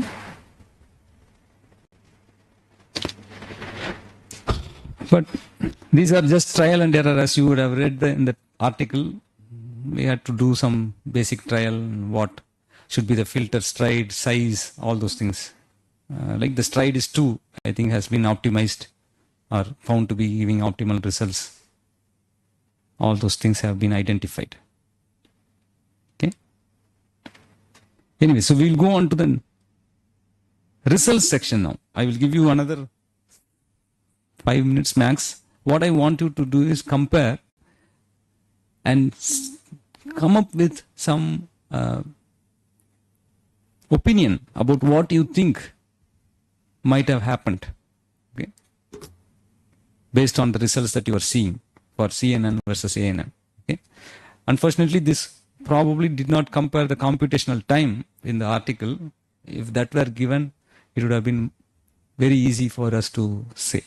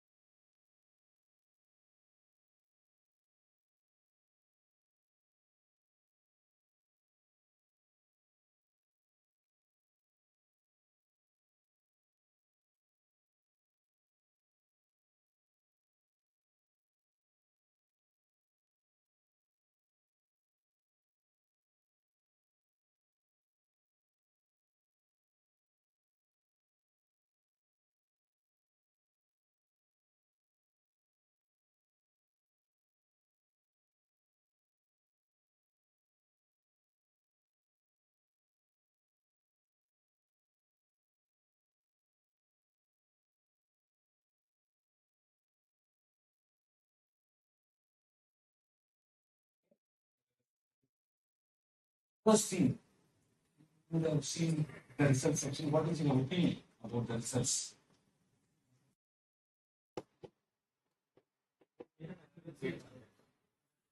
CNN presented, the presented what says claims that CNN has 100% accuracy. So if you see such a thing, what will be your next question? What I'm trying to say is, so what should you suspect when you see a 100% prediction? Actually, do you think this model would have been overfitted? This they are used unused data set.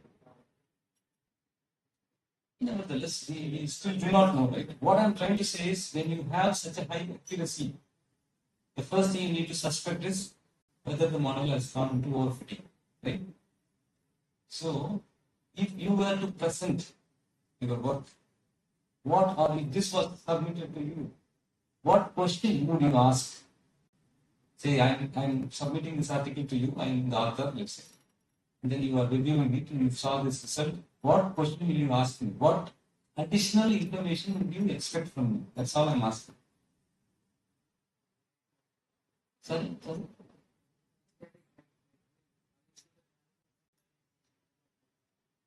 Yeah, but what is the technical information that you will say is you would want to look at to see whether this model might have been gone overfitted or it's okay? How would you check? See, ultimately it's an AN there, right? So can you look at the plot of loss function with epochs for training data set and validation data set? And if you recollect, there was a plot that I showed you, right? Yes, loss function versus epochs. I said that this would be the typical nature of a training data set. For training set, the loss would have gone down. But if the model were so overfitted that this is true, but the validation set would have resulted in increase in loss. Right? Where you see beyond certain point. This is where we are looking at probably, but this plot, if we was presented, right, it would have been helpful.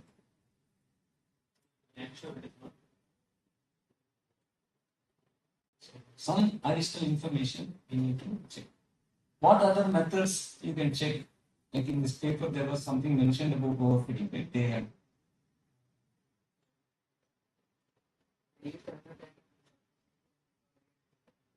Yeah, true. The test data was unseen,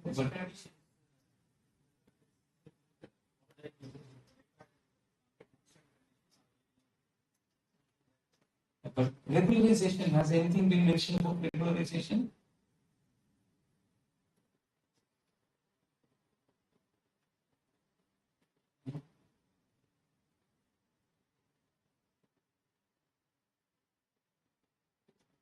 So that is another thing you can check when you have suspicion.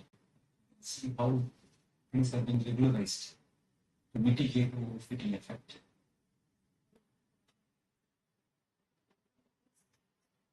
L1.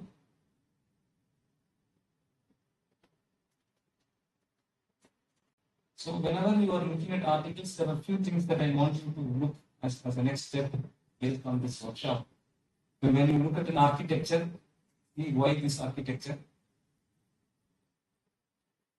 When you look at the filter size, number of filters, visualize it to see how impactful that is, how many weights that are being trained.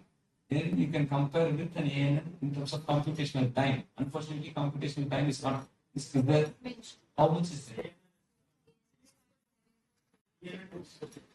So you can see the order of magnitude. Right? So 7.8 seconds is 256 seconds for the same hardware. So that's the complexity. So what is the convenience we went after? Feature not provided by us. What is the computational cost we are paying? Extremely higher. And this is for a very small data set. Okay. So that's the problem. Usually magnitudes will be millions. So then you can see computationally how intense training. So these are the aspects I want you to look at when you are looking at through any database article in future. Try to be critical or try to ask questions. So that is my major comment or the last comment for the session.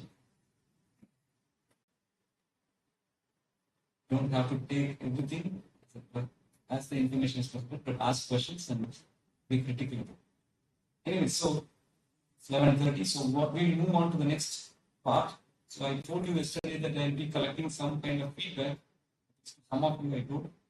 So this is the time. So what I want you to do is take a piece of paper without discussing with anyone beside you or in front of you. You are going to write feedback on 3 points. You have about 6 to 7 minutes to do that. Okay. So the first one is 3 things that the instructor must change to improve this course. So what should the instructor, which I must change to make this course more beneficial to you? See, I do not know what your expectations are. So from your expectation perspective, no matter what it is, you can say this. And then 2 things that the instructor must continue doing so that the course will be beneficial to anyone that takes. The last thing is 1 thing that you learned out of this workshop, 5 days. It could be just a name of a person or it could be something technical that is different. But I am expecting the technical aspect. So these are the 3 questions. So after you are done, we are going to do a review of all the 5 day sessions for 10-15 minutes and then I'll open the floor for questions. So you have time until 11:40.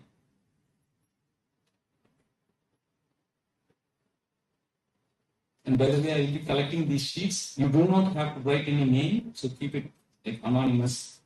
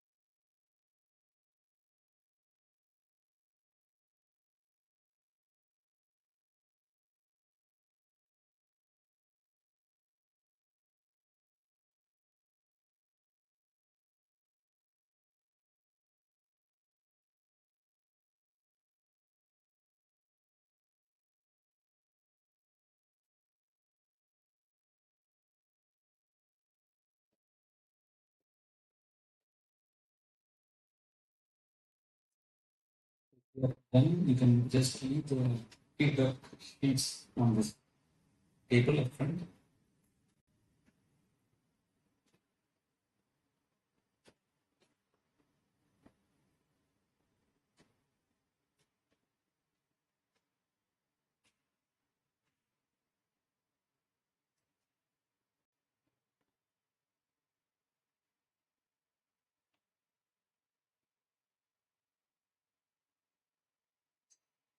One of you can collect and bring them here. That will be easier.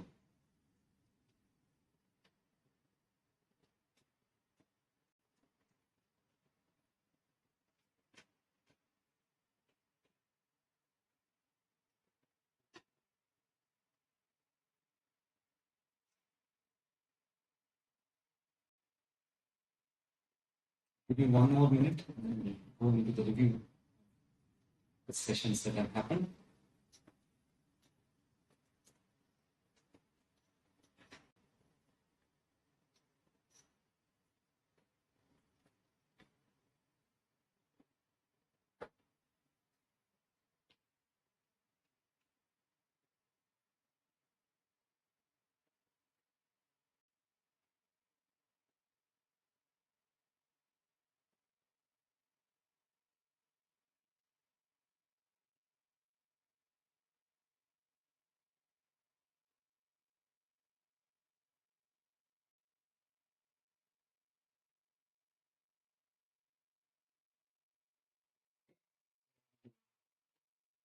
You see, you can always submit it later too. That's not a problem. So we'll go into quick review of what has been done. I think there is no feedback forms in your way. That one was for me, this one's for the government.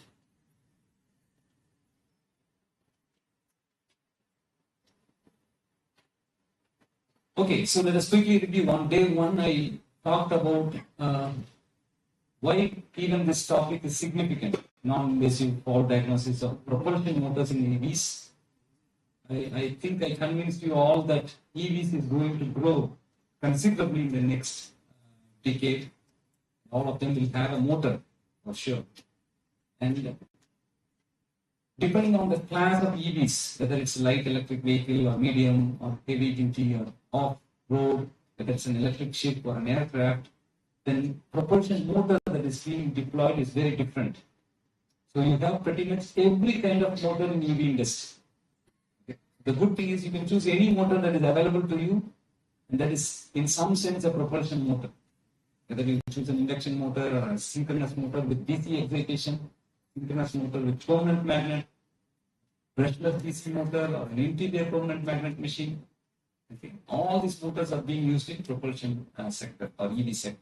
Therefore, there is a lot of like the motor itself is, we can consider them as motor agnostic. The diagnosis, we are not really focused on a specific motor. We have treated motor agnostic diagnosis.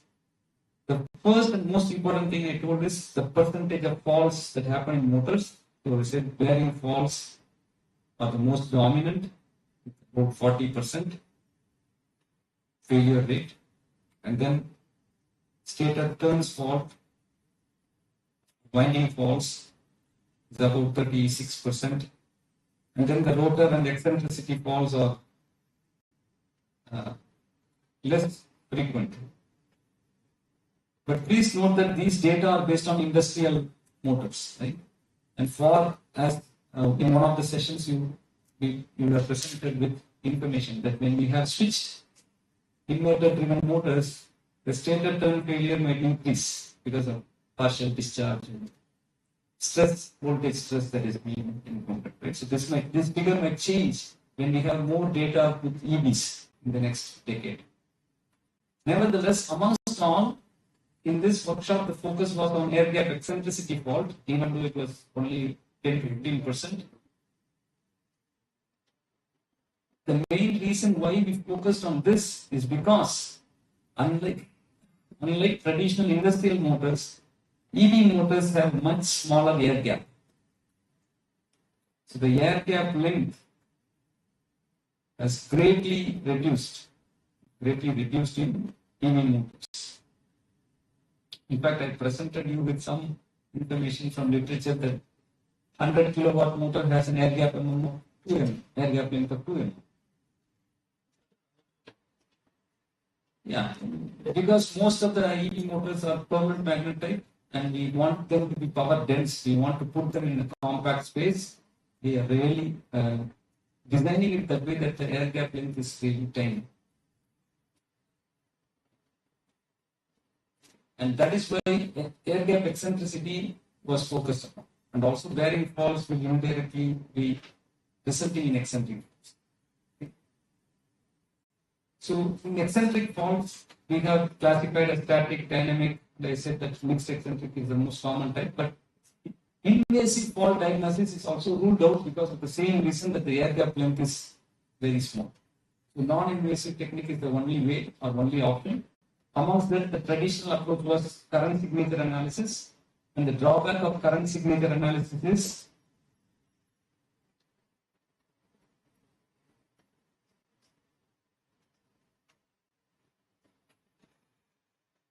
it will not work well for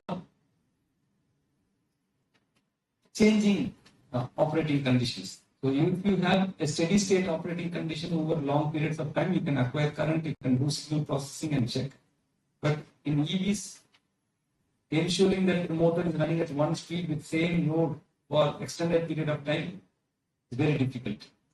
Because of this change, just applying basic current signature analysis is not effective or it's going to be tricky.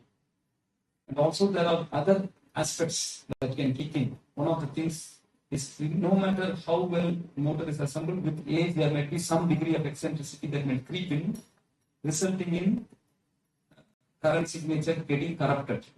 So I showed you the experimental result versus simulated result. The experimental result had much more noise, much more fault frequencies, even under healthy condition. Okay. So the current signature analysis is though powerful, currently used in industries, might not be the best one for EV sector. So we explored machine learning methods. And the first one we explored was GIAN, which is not which cannot be considered as a machine learning approach simply because there is no model that is being developed. Right? So we are only trying to find the nearest neighbor and vote based on the nearest neighbor's label. There is no concept of once I train, there is no model that I can use quickly to verify. In case of ANN and CNN, the advantage is once you train, even though we spend 300 seconds to train a CNN model, once the model is trained and available, the test point, if you give it, it's just going to spit out an output quickly because the model exists. But with KNN, there is no such thing. KNN will fail if you have more and more data points. Because it's not fail, it will take more time. It's time intensive. So this was one of the algorithms. Principal component analysis, I introduced that to you. So it's basically to say that we assume all the given data points are lying along a principal component. With that assumption, we check the error. If the error is high, we assume that the errors are along another principal component. With that assumption, we check. So, depending upon the feature vector's dimension, we will have that many number of principal components. And typically, if the features are not correlated from one another, they will be along the principal component. They will form the principal components themselves. But if the features are correlated, then you will see some of them will not have significant useful addition to make. So if I plot principal components, and the principal components themselves can be solved as eigenvectors of the covariance matrix formed from the feature or the input vector. Okay. So we can solve for principal components using linear algebra. So you solve for eigenvectors. So eigenvectors is you can solve them by solving for eigenvalues of the covariance matrix that you can form for the given data set. So if feature kurtosis and RMS is given, there's a two-dimensional feature vector. So you will have a covariance matrix of 2 cross 2. Then you will have eigenvalues from the covariance matrix. Once you have solved for eigenvalues, you order them based on magnitude in descending order. So the eigenvalue of highest order will be placed first. The next eigenvalue of next magnitude will be placed next, and so on and so forth. So the one that has highest eigenvalue is the principal, the first component of that. And then so on and so forth. So typically you want, so you will see that this is how the eigenvalues and order, number of principal components, right?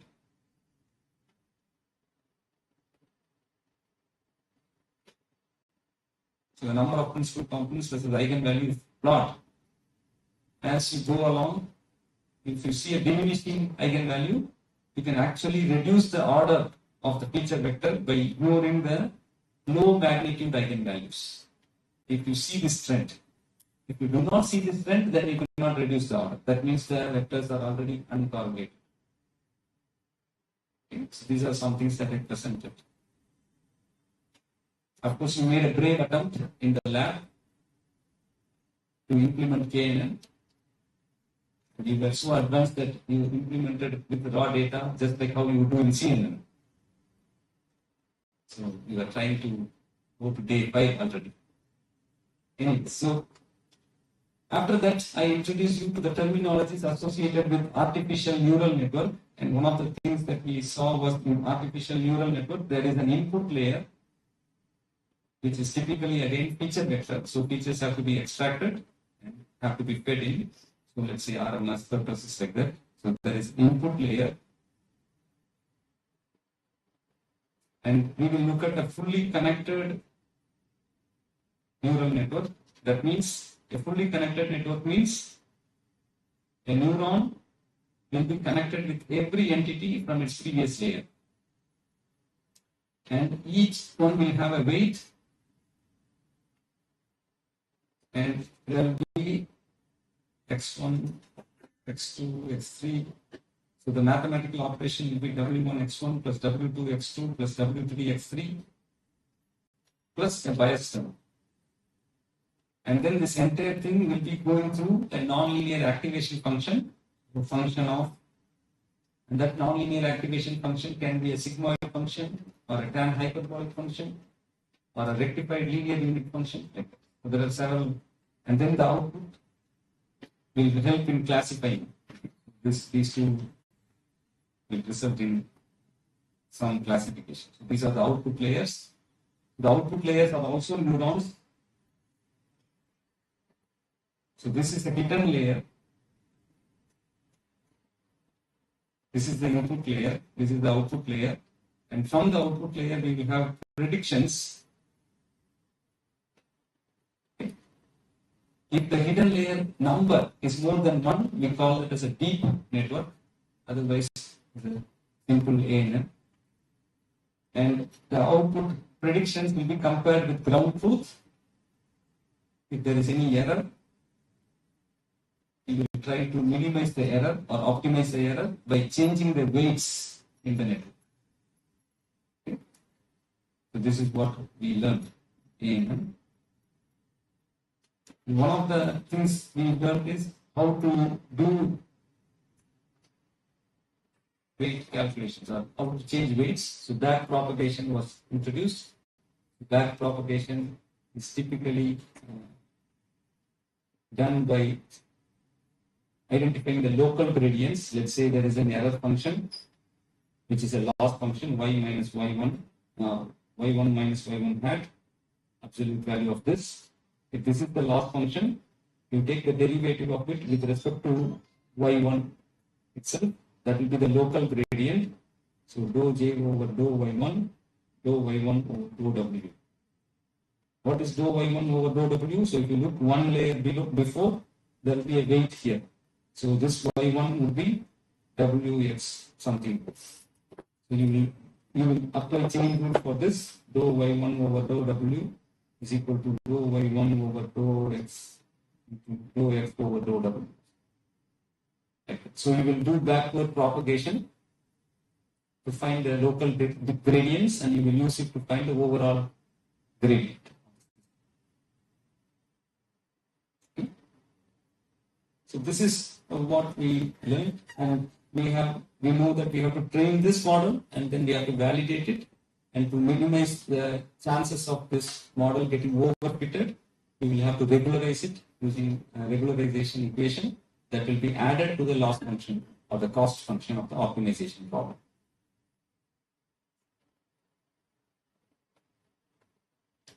And today I introduced you to CNN, which is a layer up preceding the ANN model. And here the convolutional layers plus pooling layers plus flattening layer is added. The whole goal was to take just a one-dimensional raw data and let this generate features for the ANN. And then the rest of the process is still followed, except that now more weights have to be optimized.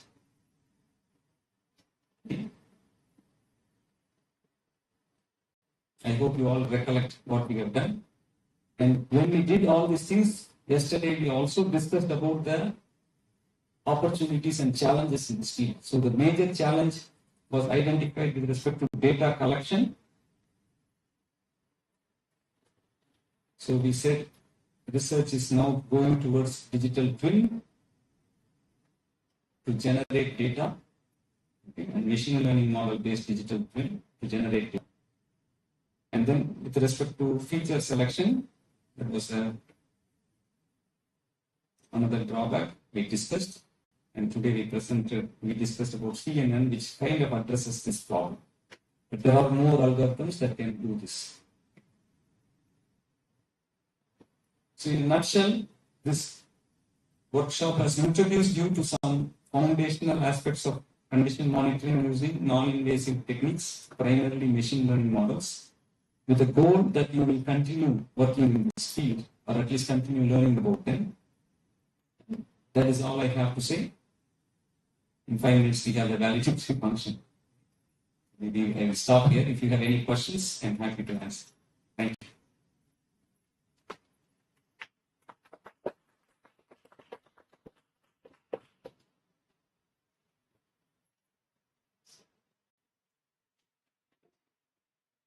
By the way, I will be sharing the slides, annotated slides via the group, and you have an exam this afternoon. I think it's going to be online. It's going to be via Google Form or something. It's slightly easier for you to do from wherever you want.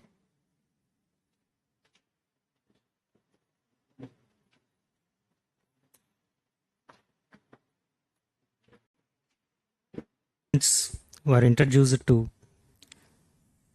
the various types of faults that happen in motors, and the percentage share of each type was also presented.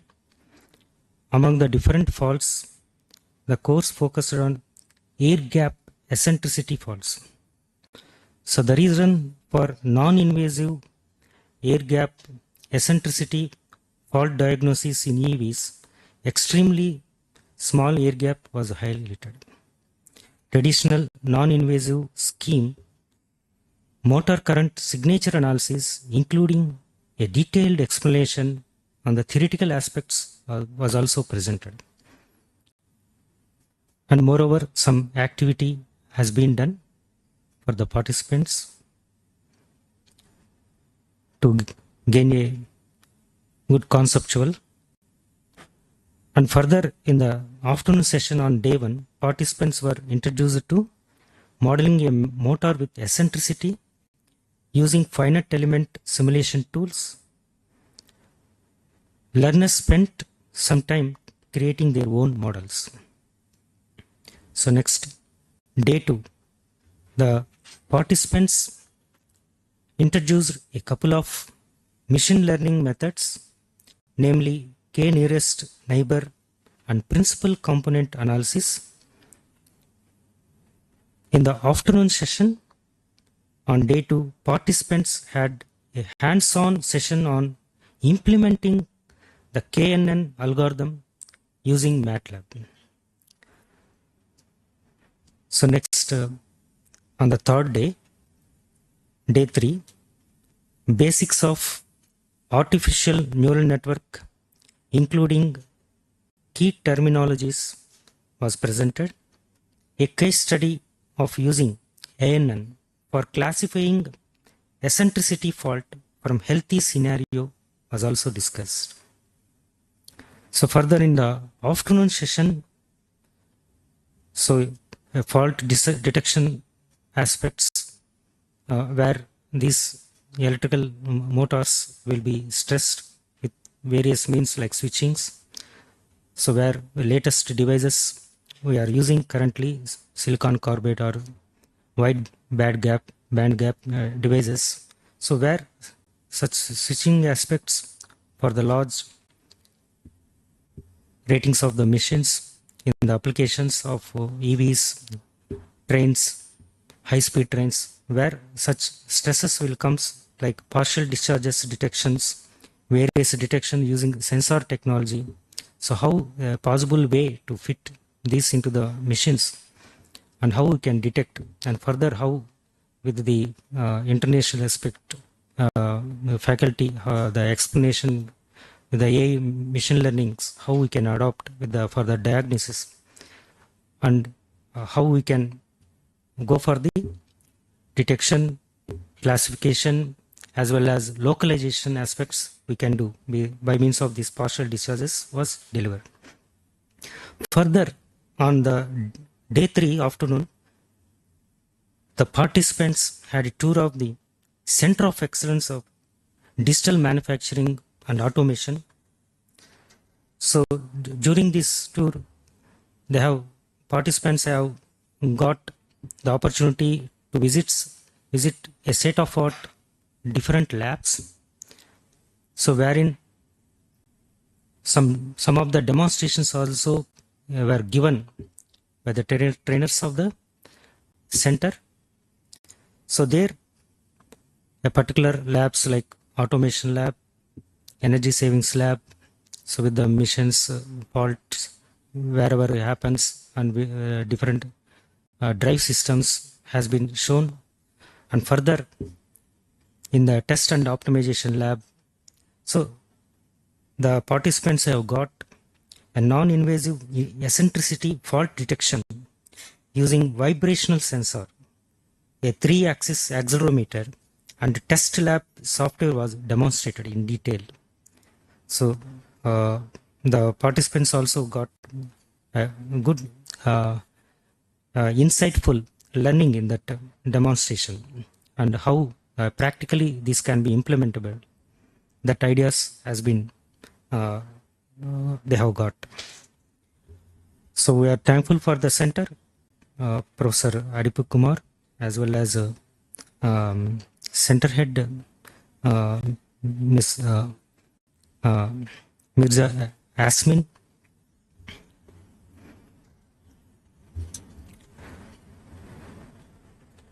So on the day 4, in the morning session, focused on a switched reluctance motor drive, a popular low-cost propulsion motor. So several aspects like modeling, simulation, control scheme, as well as some aspects of fault tolerance of motor drive system also has been discussed. So in the afternoon session on day 4, so participants had a group activities during which they highlighted some of the challenges in the field of non-invasive fault diagnosis using data-driven approaches. Then the participants brainstormed solutions to overcome these challenges. So the opportunities in the, as indicated, whatever in the literature was shared to the participants, and the future outlook about the field was presented. So in that way, some activity, group activity has been created so that they could get some innovative ideas. On the day 4, so whatever they learned from the course starting onwards, so how you can create that ideas to implement with these fault diagnosis using data-driven approaches. So on the day 5 today, so last day, the participants were introduced to the basics of single-dimensional convolutional neural networks. The goal of using single-dimensional CNN, which is to mitigate the effect of feature selection, that is feature dependence, was also highlighted. And also a case study comparing the performance of eccentric fault detection using single dimensional CNN and as well as ANN was also presented. Also, a time slot was allotted for participants to get their questions answered by the Professor T. Elampati, international faculty. So many questions, interactions he has done very nicely, and it was worthful and useful, and participants have gained good conceptual knowledge and future perspective for their further progress of their career as well as for their research activities like that.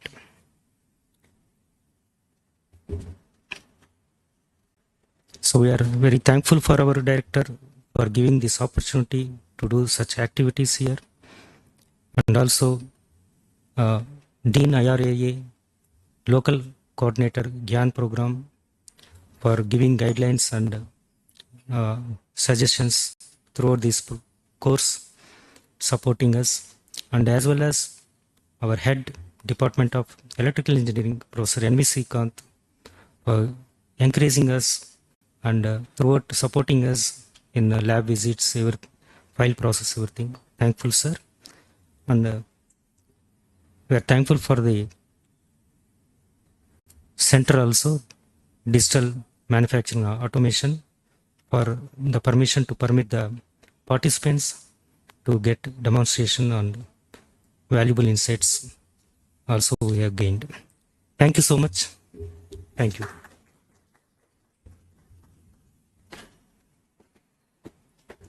Thank you, sir, for providing a comprehensive overview. Now, let's hear from our participants about their experience in this course.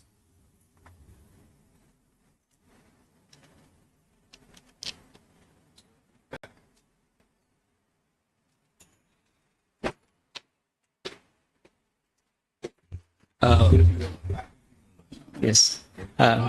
Yes, sir. So myself, Venkatramana Naik, and so currently working as associate professor in electrical engineering department from NIT Rourkela. So as coming as a participant over here, and so while I was doing my PhD, so my supervisor is insisted to do towards that in the direction of fault diagnosis, whereas at the time of my PhD I was a final stage, so I was unable to look into that, whereas now I was actually having that time, and so where I am having that midterm examination, so I took that opportunity over here to use the facility, like where I am going to looking for, like as Ilampati, Professor Ilampati sir has given that clear information about that fault diagnosis for propulsion machines, especially for EV applications. So we learn a lot of things, including from the basics and again simulation and again different environments like a neural network or maybe conventional neural network, and of course neurophagy. Of course, we can look for that. Again, three-dimensional neural network also we can look, as I'm already involved in that, like three-dimensional fuzzy controller. And so in this platform, I would like to express my sincere thanks to Professor Ilampati sir, and then coordinators Professor B.L. Narasimharaju and Professor Giridhar sir, and the coordinators, and Dean sir, Srinivas sir, and our head of the department, Srikanth sir. Thank you, sir, for giving that nice facility and the platform. Those who are attending here, definitely for sure that you will utilize the knowledge, and then you can actually go ahead for the future research. Thank you, one and all.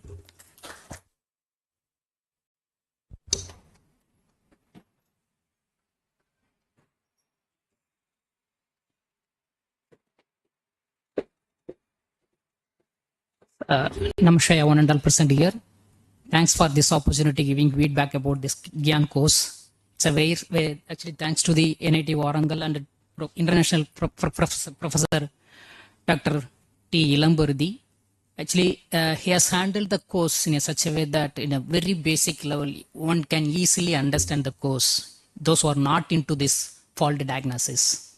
So that's what I can say at the first step, as a first point to convey here.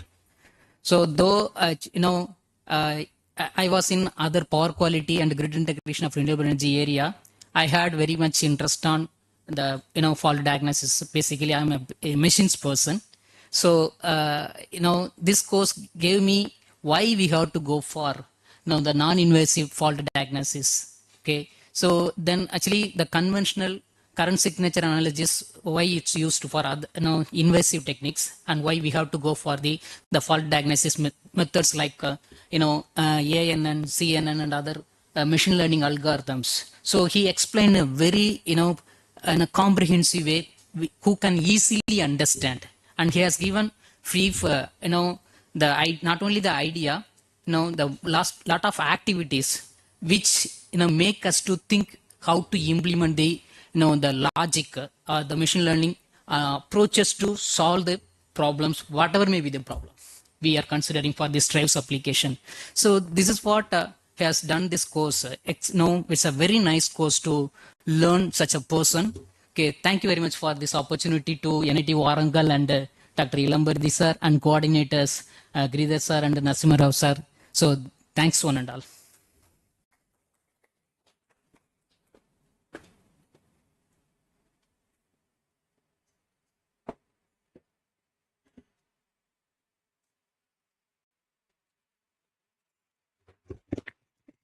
Thank you for all your thoughts and insights. Now, we are privileged to have the Professor T. Ilampati from University of Victoria, Canada, as our key resource person. I now invite him to share his thoughts on this program.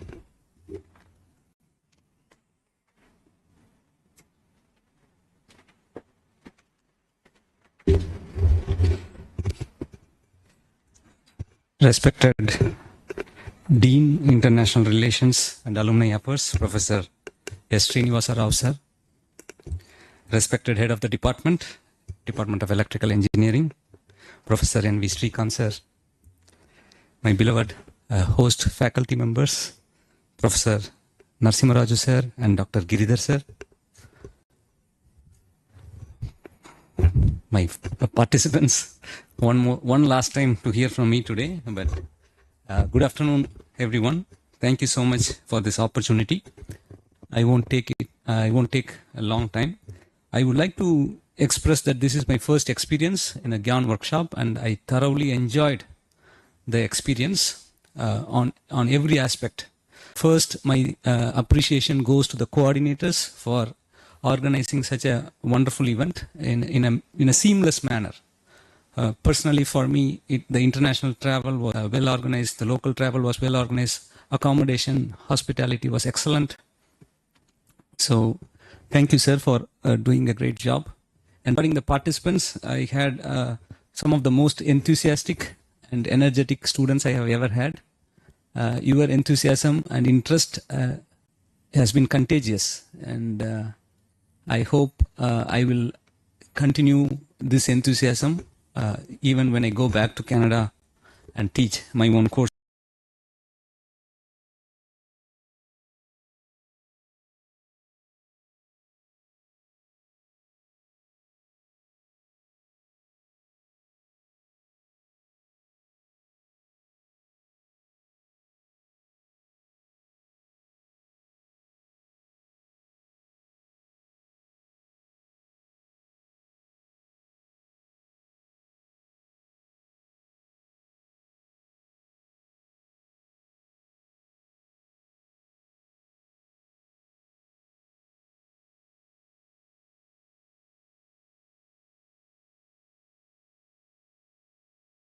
their progress in platforms like conferences or something like that. So maybe that is a request that I would like to place to the host institution as well as to GIAN coordinators in general, that all the GIAN program participants may be given a chance to reconvene once every 2 years or something like that. With that, I would like to thank everyone for this opportunity. A special thanks to the people that video recorded, the people that served food for me in the guest house. That was some of the best food I have ever had in my life. Thank you. And yeah, thanks so much.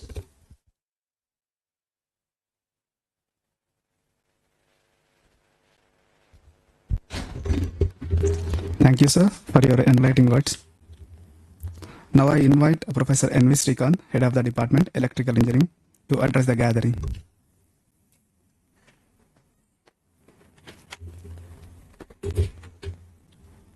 Respected dignitaries on the dais, Professor S. Srinivas Rao, Dean, IRA, and local coordinator for this GIAN course, Professor T. Lamparthi, University of Victoria, Canada, and the coordinators of this 5-day GIAN program, Dr. A.V. Girdhar and Professor B.L. Narasimharaju, participants, ladies and gentlemen. So GIAN, it's not an end. Gyan, what you call the Gyan, what Vigyan or Gyan, it's not an end, it emerges. And you gain also. Like you can term this as Gyan and gain. You gain something, right? These 5 days. But we cannot say that we are bringing stars out of the sky, but at least some seeds are given to you. So the seeds or a plant is given. So it's up to you to make them grow in your own brains and do it and maybe to harvest them and then produce something fruitful from such courses. As small seeds are given, you make it, you can do wonders. Maybe you can excel in your research direction, or you can guide students in that direction, you can motivate, and you can, it's up to you. The seeds are given. Within 5 days, something, that's what I came to know from some of the participants have given their feedback. And the course coordinator and Professor Ilamparthi both have spelled it out that they have given much more than required. And in fact, it's not a joke. I really thank Professor Ilamparthi for this 5 days standing from morning to evening before you and delivering a lot of series of lecturing. It's not a joke. But I cannot do. Maybe one session from morning to afternoon, okay, but even in the afternoon and all. So several days struggling hard and from the maths, the modeling, maybe non-invasive fault diagnosis, propulsion motors, maybe the emerging technology towards electric vehicles. I think he might have covered, okay, most of the things in this direction, from modeling and all, fault, how to diagnose, do the diagnosis, maybe utilizing intelligent techniques, etc. I think he might have done very well, and it aims not only for UG graduates, PG, PhD, and whatnot. Even the teachers of various institutes, they also get a little bit of benefited, so they can do furthermore.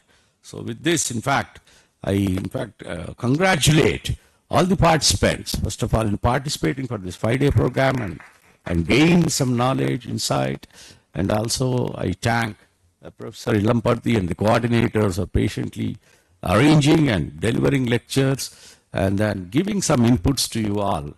So thank you, Ananda.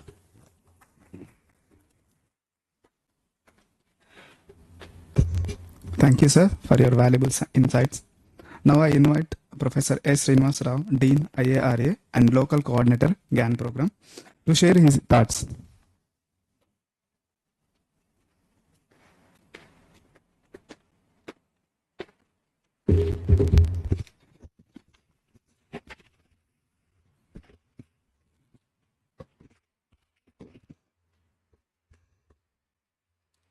Respected Professor N.V. Srikanth, Head Department of Electrical Engineering, and foreign expert Professor T. Ilamparthi, University of Victoria, Canada, and course coordinators Professor B.L. Narasimharaju and Professor A.V. Giridhar, and all the participants who have attended physically and who have participated in a virtual mode.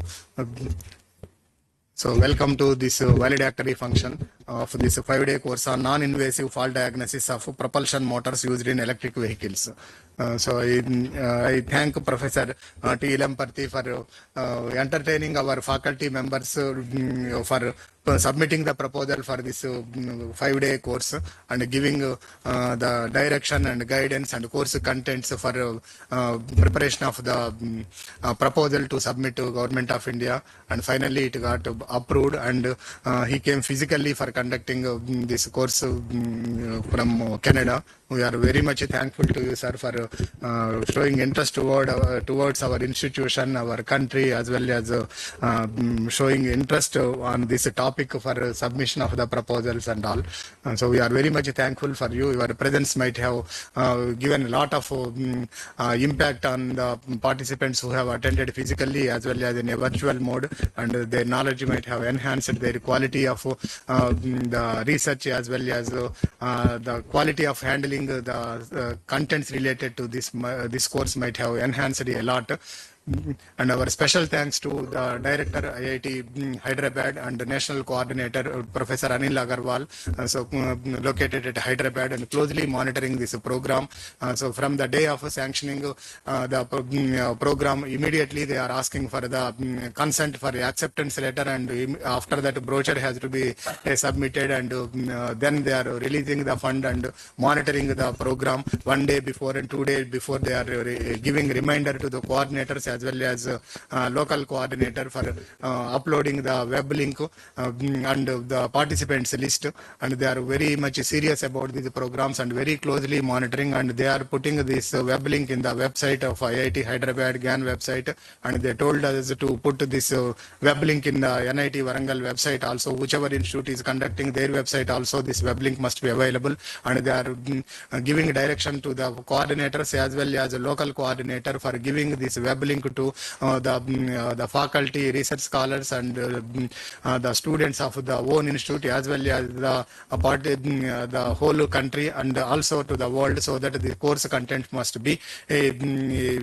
visible and available to all the participants who are interested to know the subject contents in this area. So we are very much thankful to IIT Hyderabad national coordinators and coordinator and their team for closely monitoring these programs, and regularly they are reminding us if any pending things are there we are supposed to do well in advance.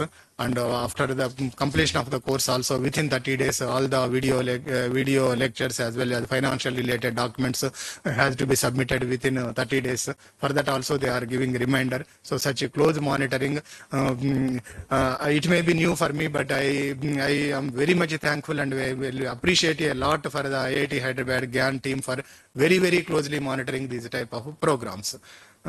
So regarding this course content, we all know that the electric vehicles are now an order of the day. Urban mobility must be on electric vehicles, and other highway mobility and all hybrid electric vehicles are encouraged. Still, there are some issues related to the energy storage systems. But in the urban mobility, it is mandatory. Globally, some policies were finalized, and we don't have any option in the future other than electric vehicles in urban mobility. We all know that some moving thing means a motor must be there and mechanical arrangement must be there. So these motors, all conventional motors, has to be modified with reference to their design. These are placed on the ground movable. They come under ground movable drives. They are supposed to withstand for road vibrations as well as wide variation of temperatures and different terrains. They are supposed to work. Once this design is not only confined to the one area or one location or one particular region, throughout the world, this temperature variation are from minus 45 degrees to plus 50 degrees.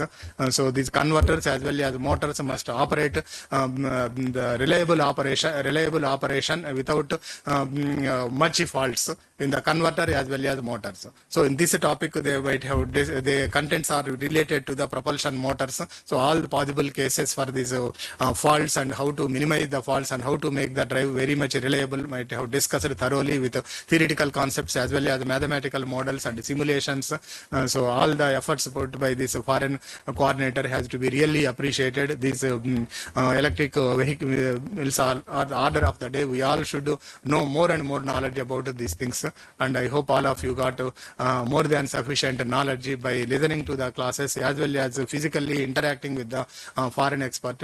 All of you might have got lot of exposure. I thank all the participants for showing interest to attend this course physically, and I congratulate both the coordinators of NIT Warangal and foreign coordinator for successfully completing this 5-day GIAN course. So I thank all the complete team, whoever is sitting here, for successfully completing this 5-day program. I wish you all the best to all of you. Thank you, Anand.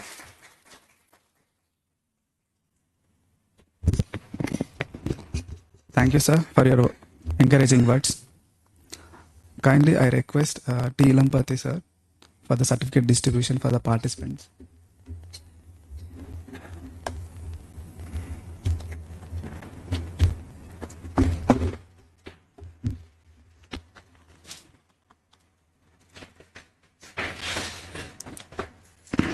Dr. Kurupaswamy.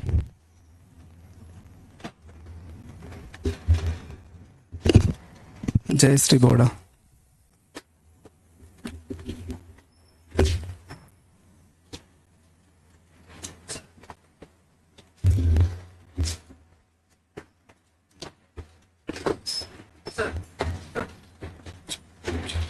Madam సార్కి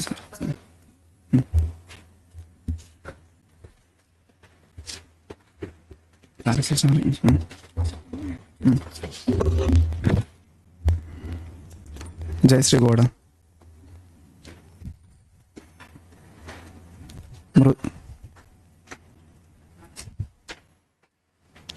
మృదునందన్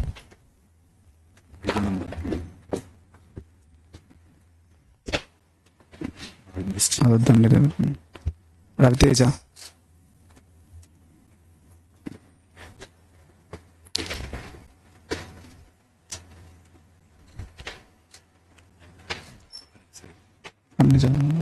అన్ని జామని ప్రవీణ్ కుమార్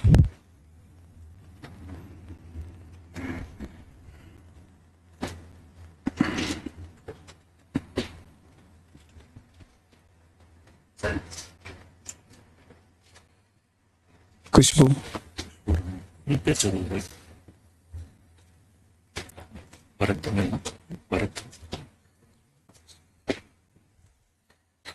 భరత్ కుమార్ నా పేరు అది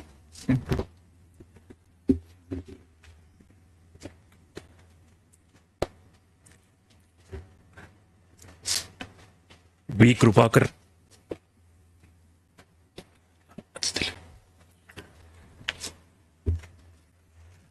నీలాంశు గజరాజ్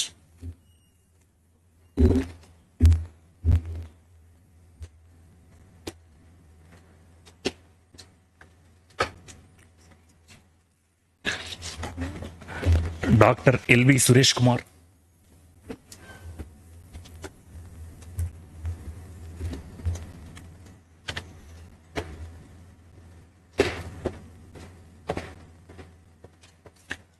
ఎం దేవదర్శనం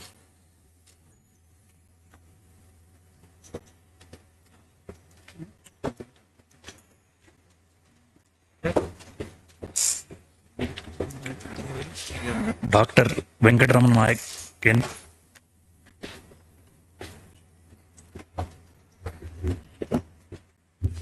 ఇది తీసుకో చెప్పు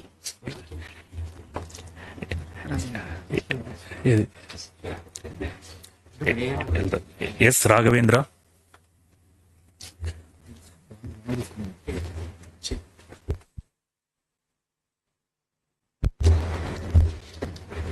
వి Srinivasa Raghavan దేవుతో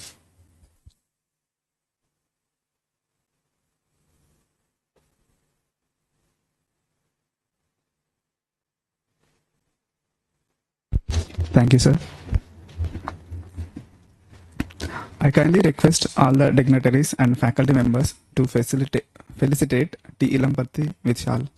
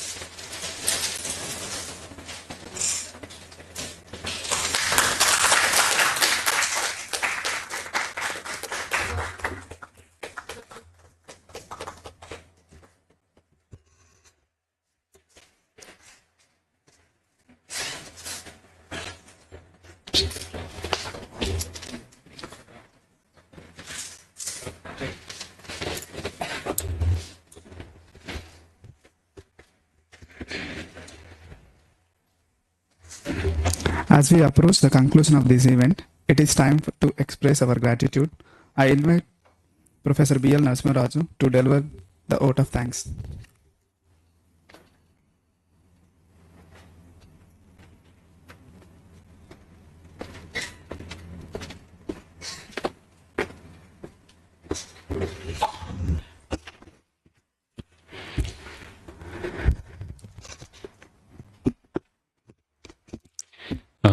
Respected dignitaries on the dais, Professor Srinivas Rao, Dean IRRA, and local GIAN course coordinator, and Professor N.V. Srikanth, head of the department, electrical engineering, and our Dr. Ilamparthi, the international faculty of this GIAN 5-day GIAN course, and our colleagues, coordinator, and other faculty colleagues, and my student friends, and most importantly, all the participants came all the way from the outside.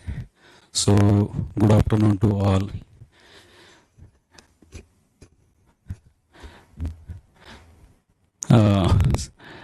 After listening to this course overview presented by our coordinator and other colleagues and other feedback from our participants, I understand that this 5-day course was very much interesting and was useful for all your academic and research pursuits in futures to come. So with this, I congratulate all the participants for that matter. So having taken this opportunity to attend this course,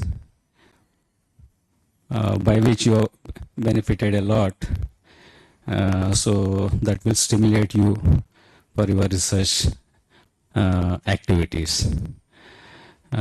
So then, with this now, I would like to place a vote of thanks on record for facilitating to propose this course, first of all. And in fact, see, the course submission is started with the consent of the international expert. So hence I would like to put my sincere gratitude to our international faculty, Dr. Ilamparthi, for his kind consent and acceptance given, and also with the nice, so the very interesting and important topic which he has proposed for this course. So thank you, sir. Thank you for your. And there onwards, of course, the submission should go through the approvals from the institute and side. So therefore, my sincere gratitude and thanks to our administration, our beloved director in his absentia, in fact, so for his always is a very source of inspiration for all of us. And hence my sincere gratitude to our beloved director for permitting us to submit this GAN course in collaboration with the University of Victoria, Canada. And also my sincere thanks and gratitude to our Dean IRRA, Professor S. Srinivas Rao, because this course again, so it's coordinated at institute level by the course coordinators, means the local coordinator, which normally okay, so is taken care by our Dean IRRA at our institute. So thank you, sir. Thank you once again for that matter. And then, so head of the department. So my sincere thanks to the department of head of the department, electrical engineering, for all his support and continuous encouragement all the way. And also for the matter, this successful execution of this course with their extended help and support. Then my sincere thanks to all other facilitators like audio visual division and the infrastructure section and the catering people, okay, because they made our participants more comfortable with their stay, and our accommodation, guest house accommodation team. And for my sincere thanks to all these various supporting teams, they have extended their help and support in timely, and also that made our participants for a comfortable stay and taking this course effectively, timely. Then last but not the least, participants. Without their presence and without their our program could not be a success, in fact. So I thank you all once again, and also congratulate all the participants for registering for our GAN 5-day GAN course and taking the best out of this course. And I hope this course would help you to continue your research work and all you, okay. And also I hope you will continue with this. So without stopping here just by listening up for these 5 days, but I am very sure that, okay, you will take these inputs for your continuous research work or academic pursuits and all. So with this, I also thank all the other colleagues or friends and anyone who missed out, those who have supported directly or indirectly in all the way for execution of our this 5-day GAN course, and supported by Government of India through this national coordinator, now IIT Hyderabad. Then when we applied for this course, it was IIT Kanpur. Now it is IIT Hyderabad is a national coordinator for this. I also put my sincere gratitude and thanks towards our national coordinators giving this opportunity. So then I thank you all once again, and I also wish all the participants their return journey safe and fruitful. Okay. So with this, thank you all. Thank you once again. Thank you.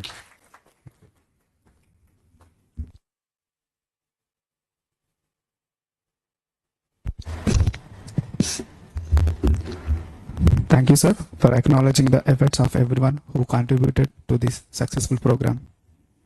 Now I request everyone to stand for the national anthem.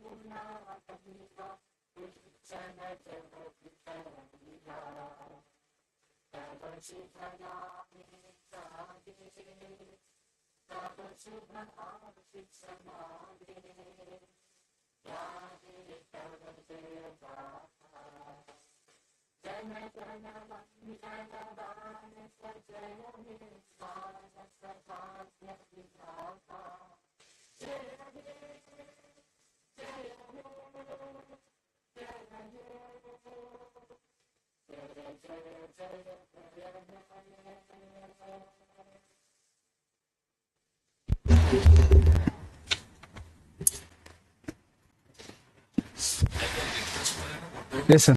Yes, sir. With this, we officially conclude that valedictory ceremony of our 5-day GAN course. I request all the dignitaries, faculty members, and participants to assemble a group photo.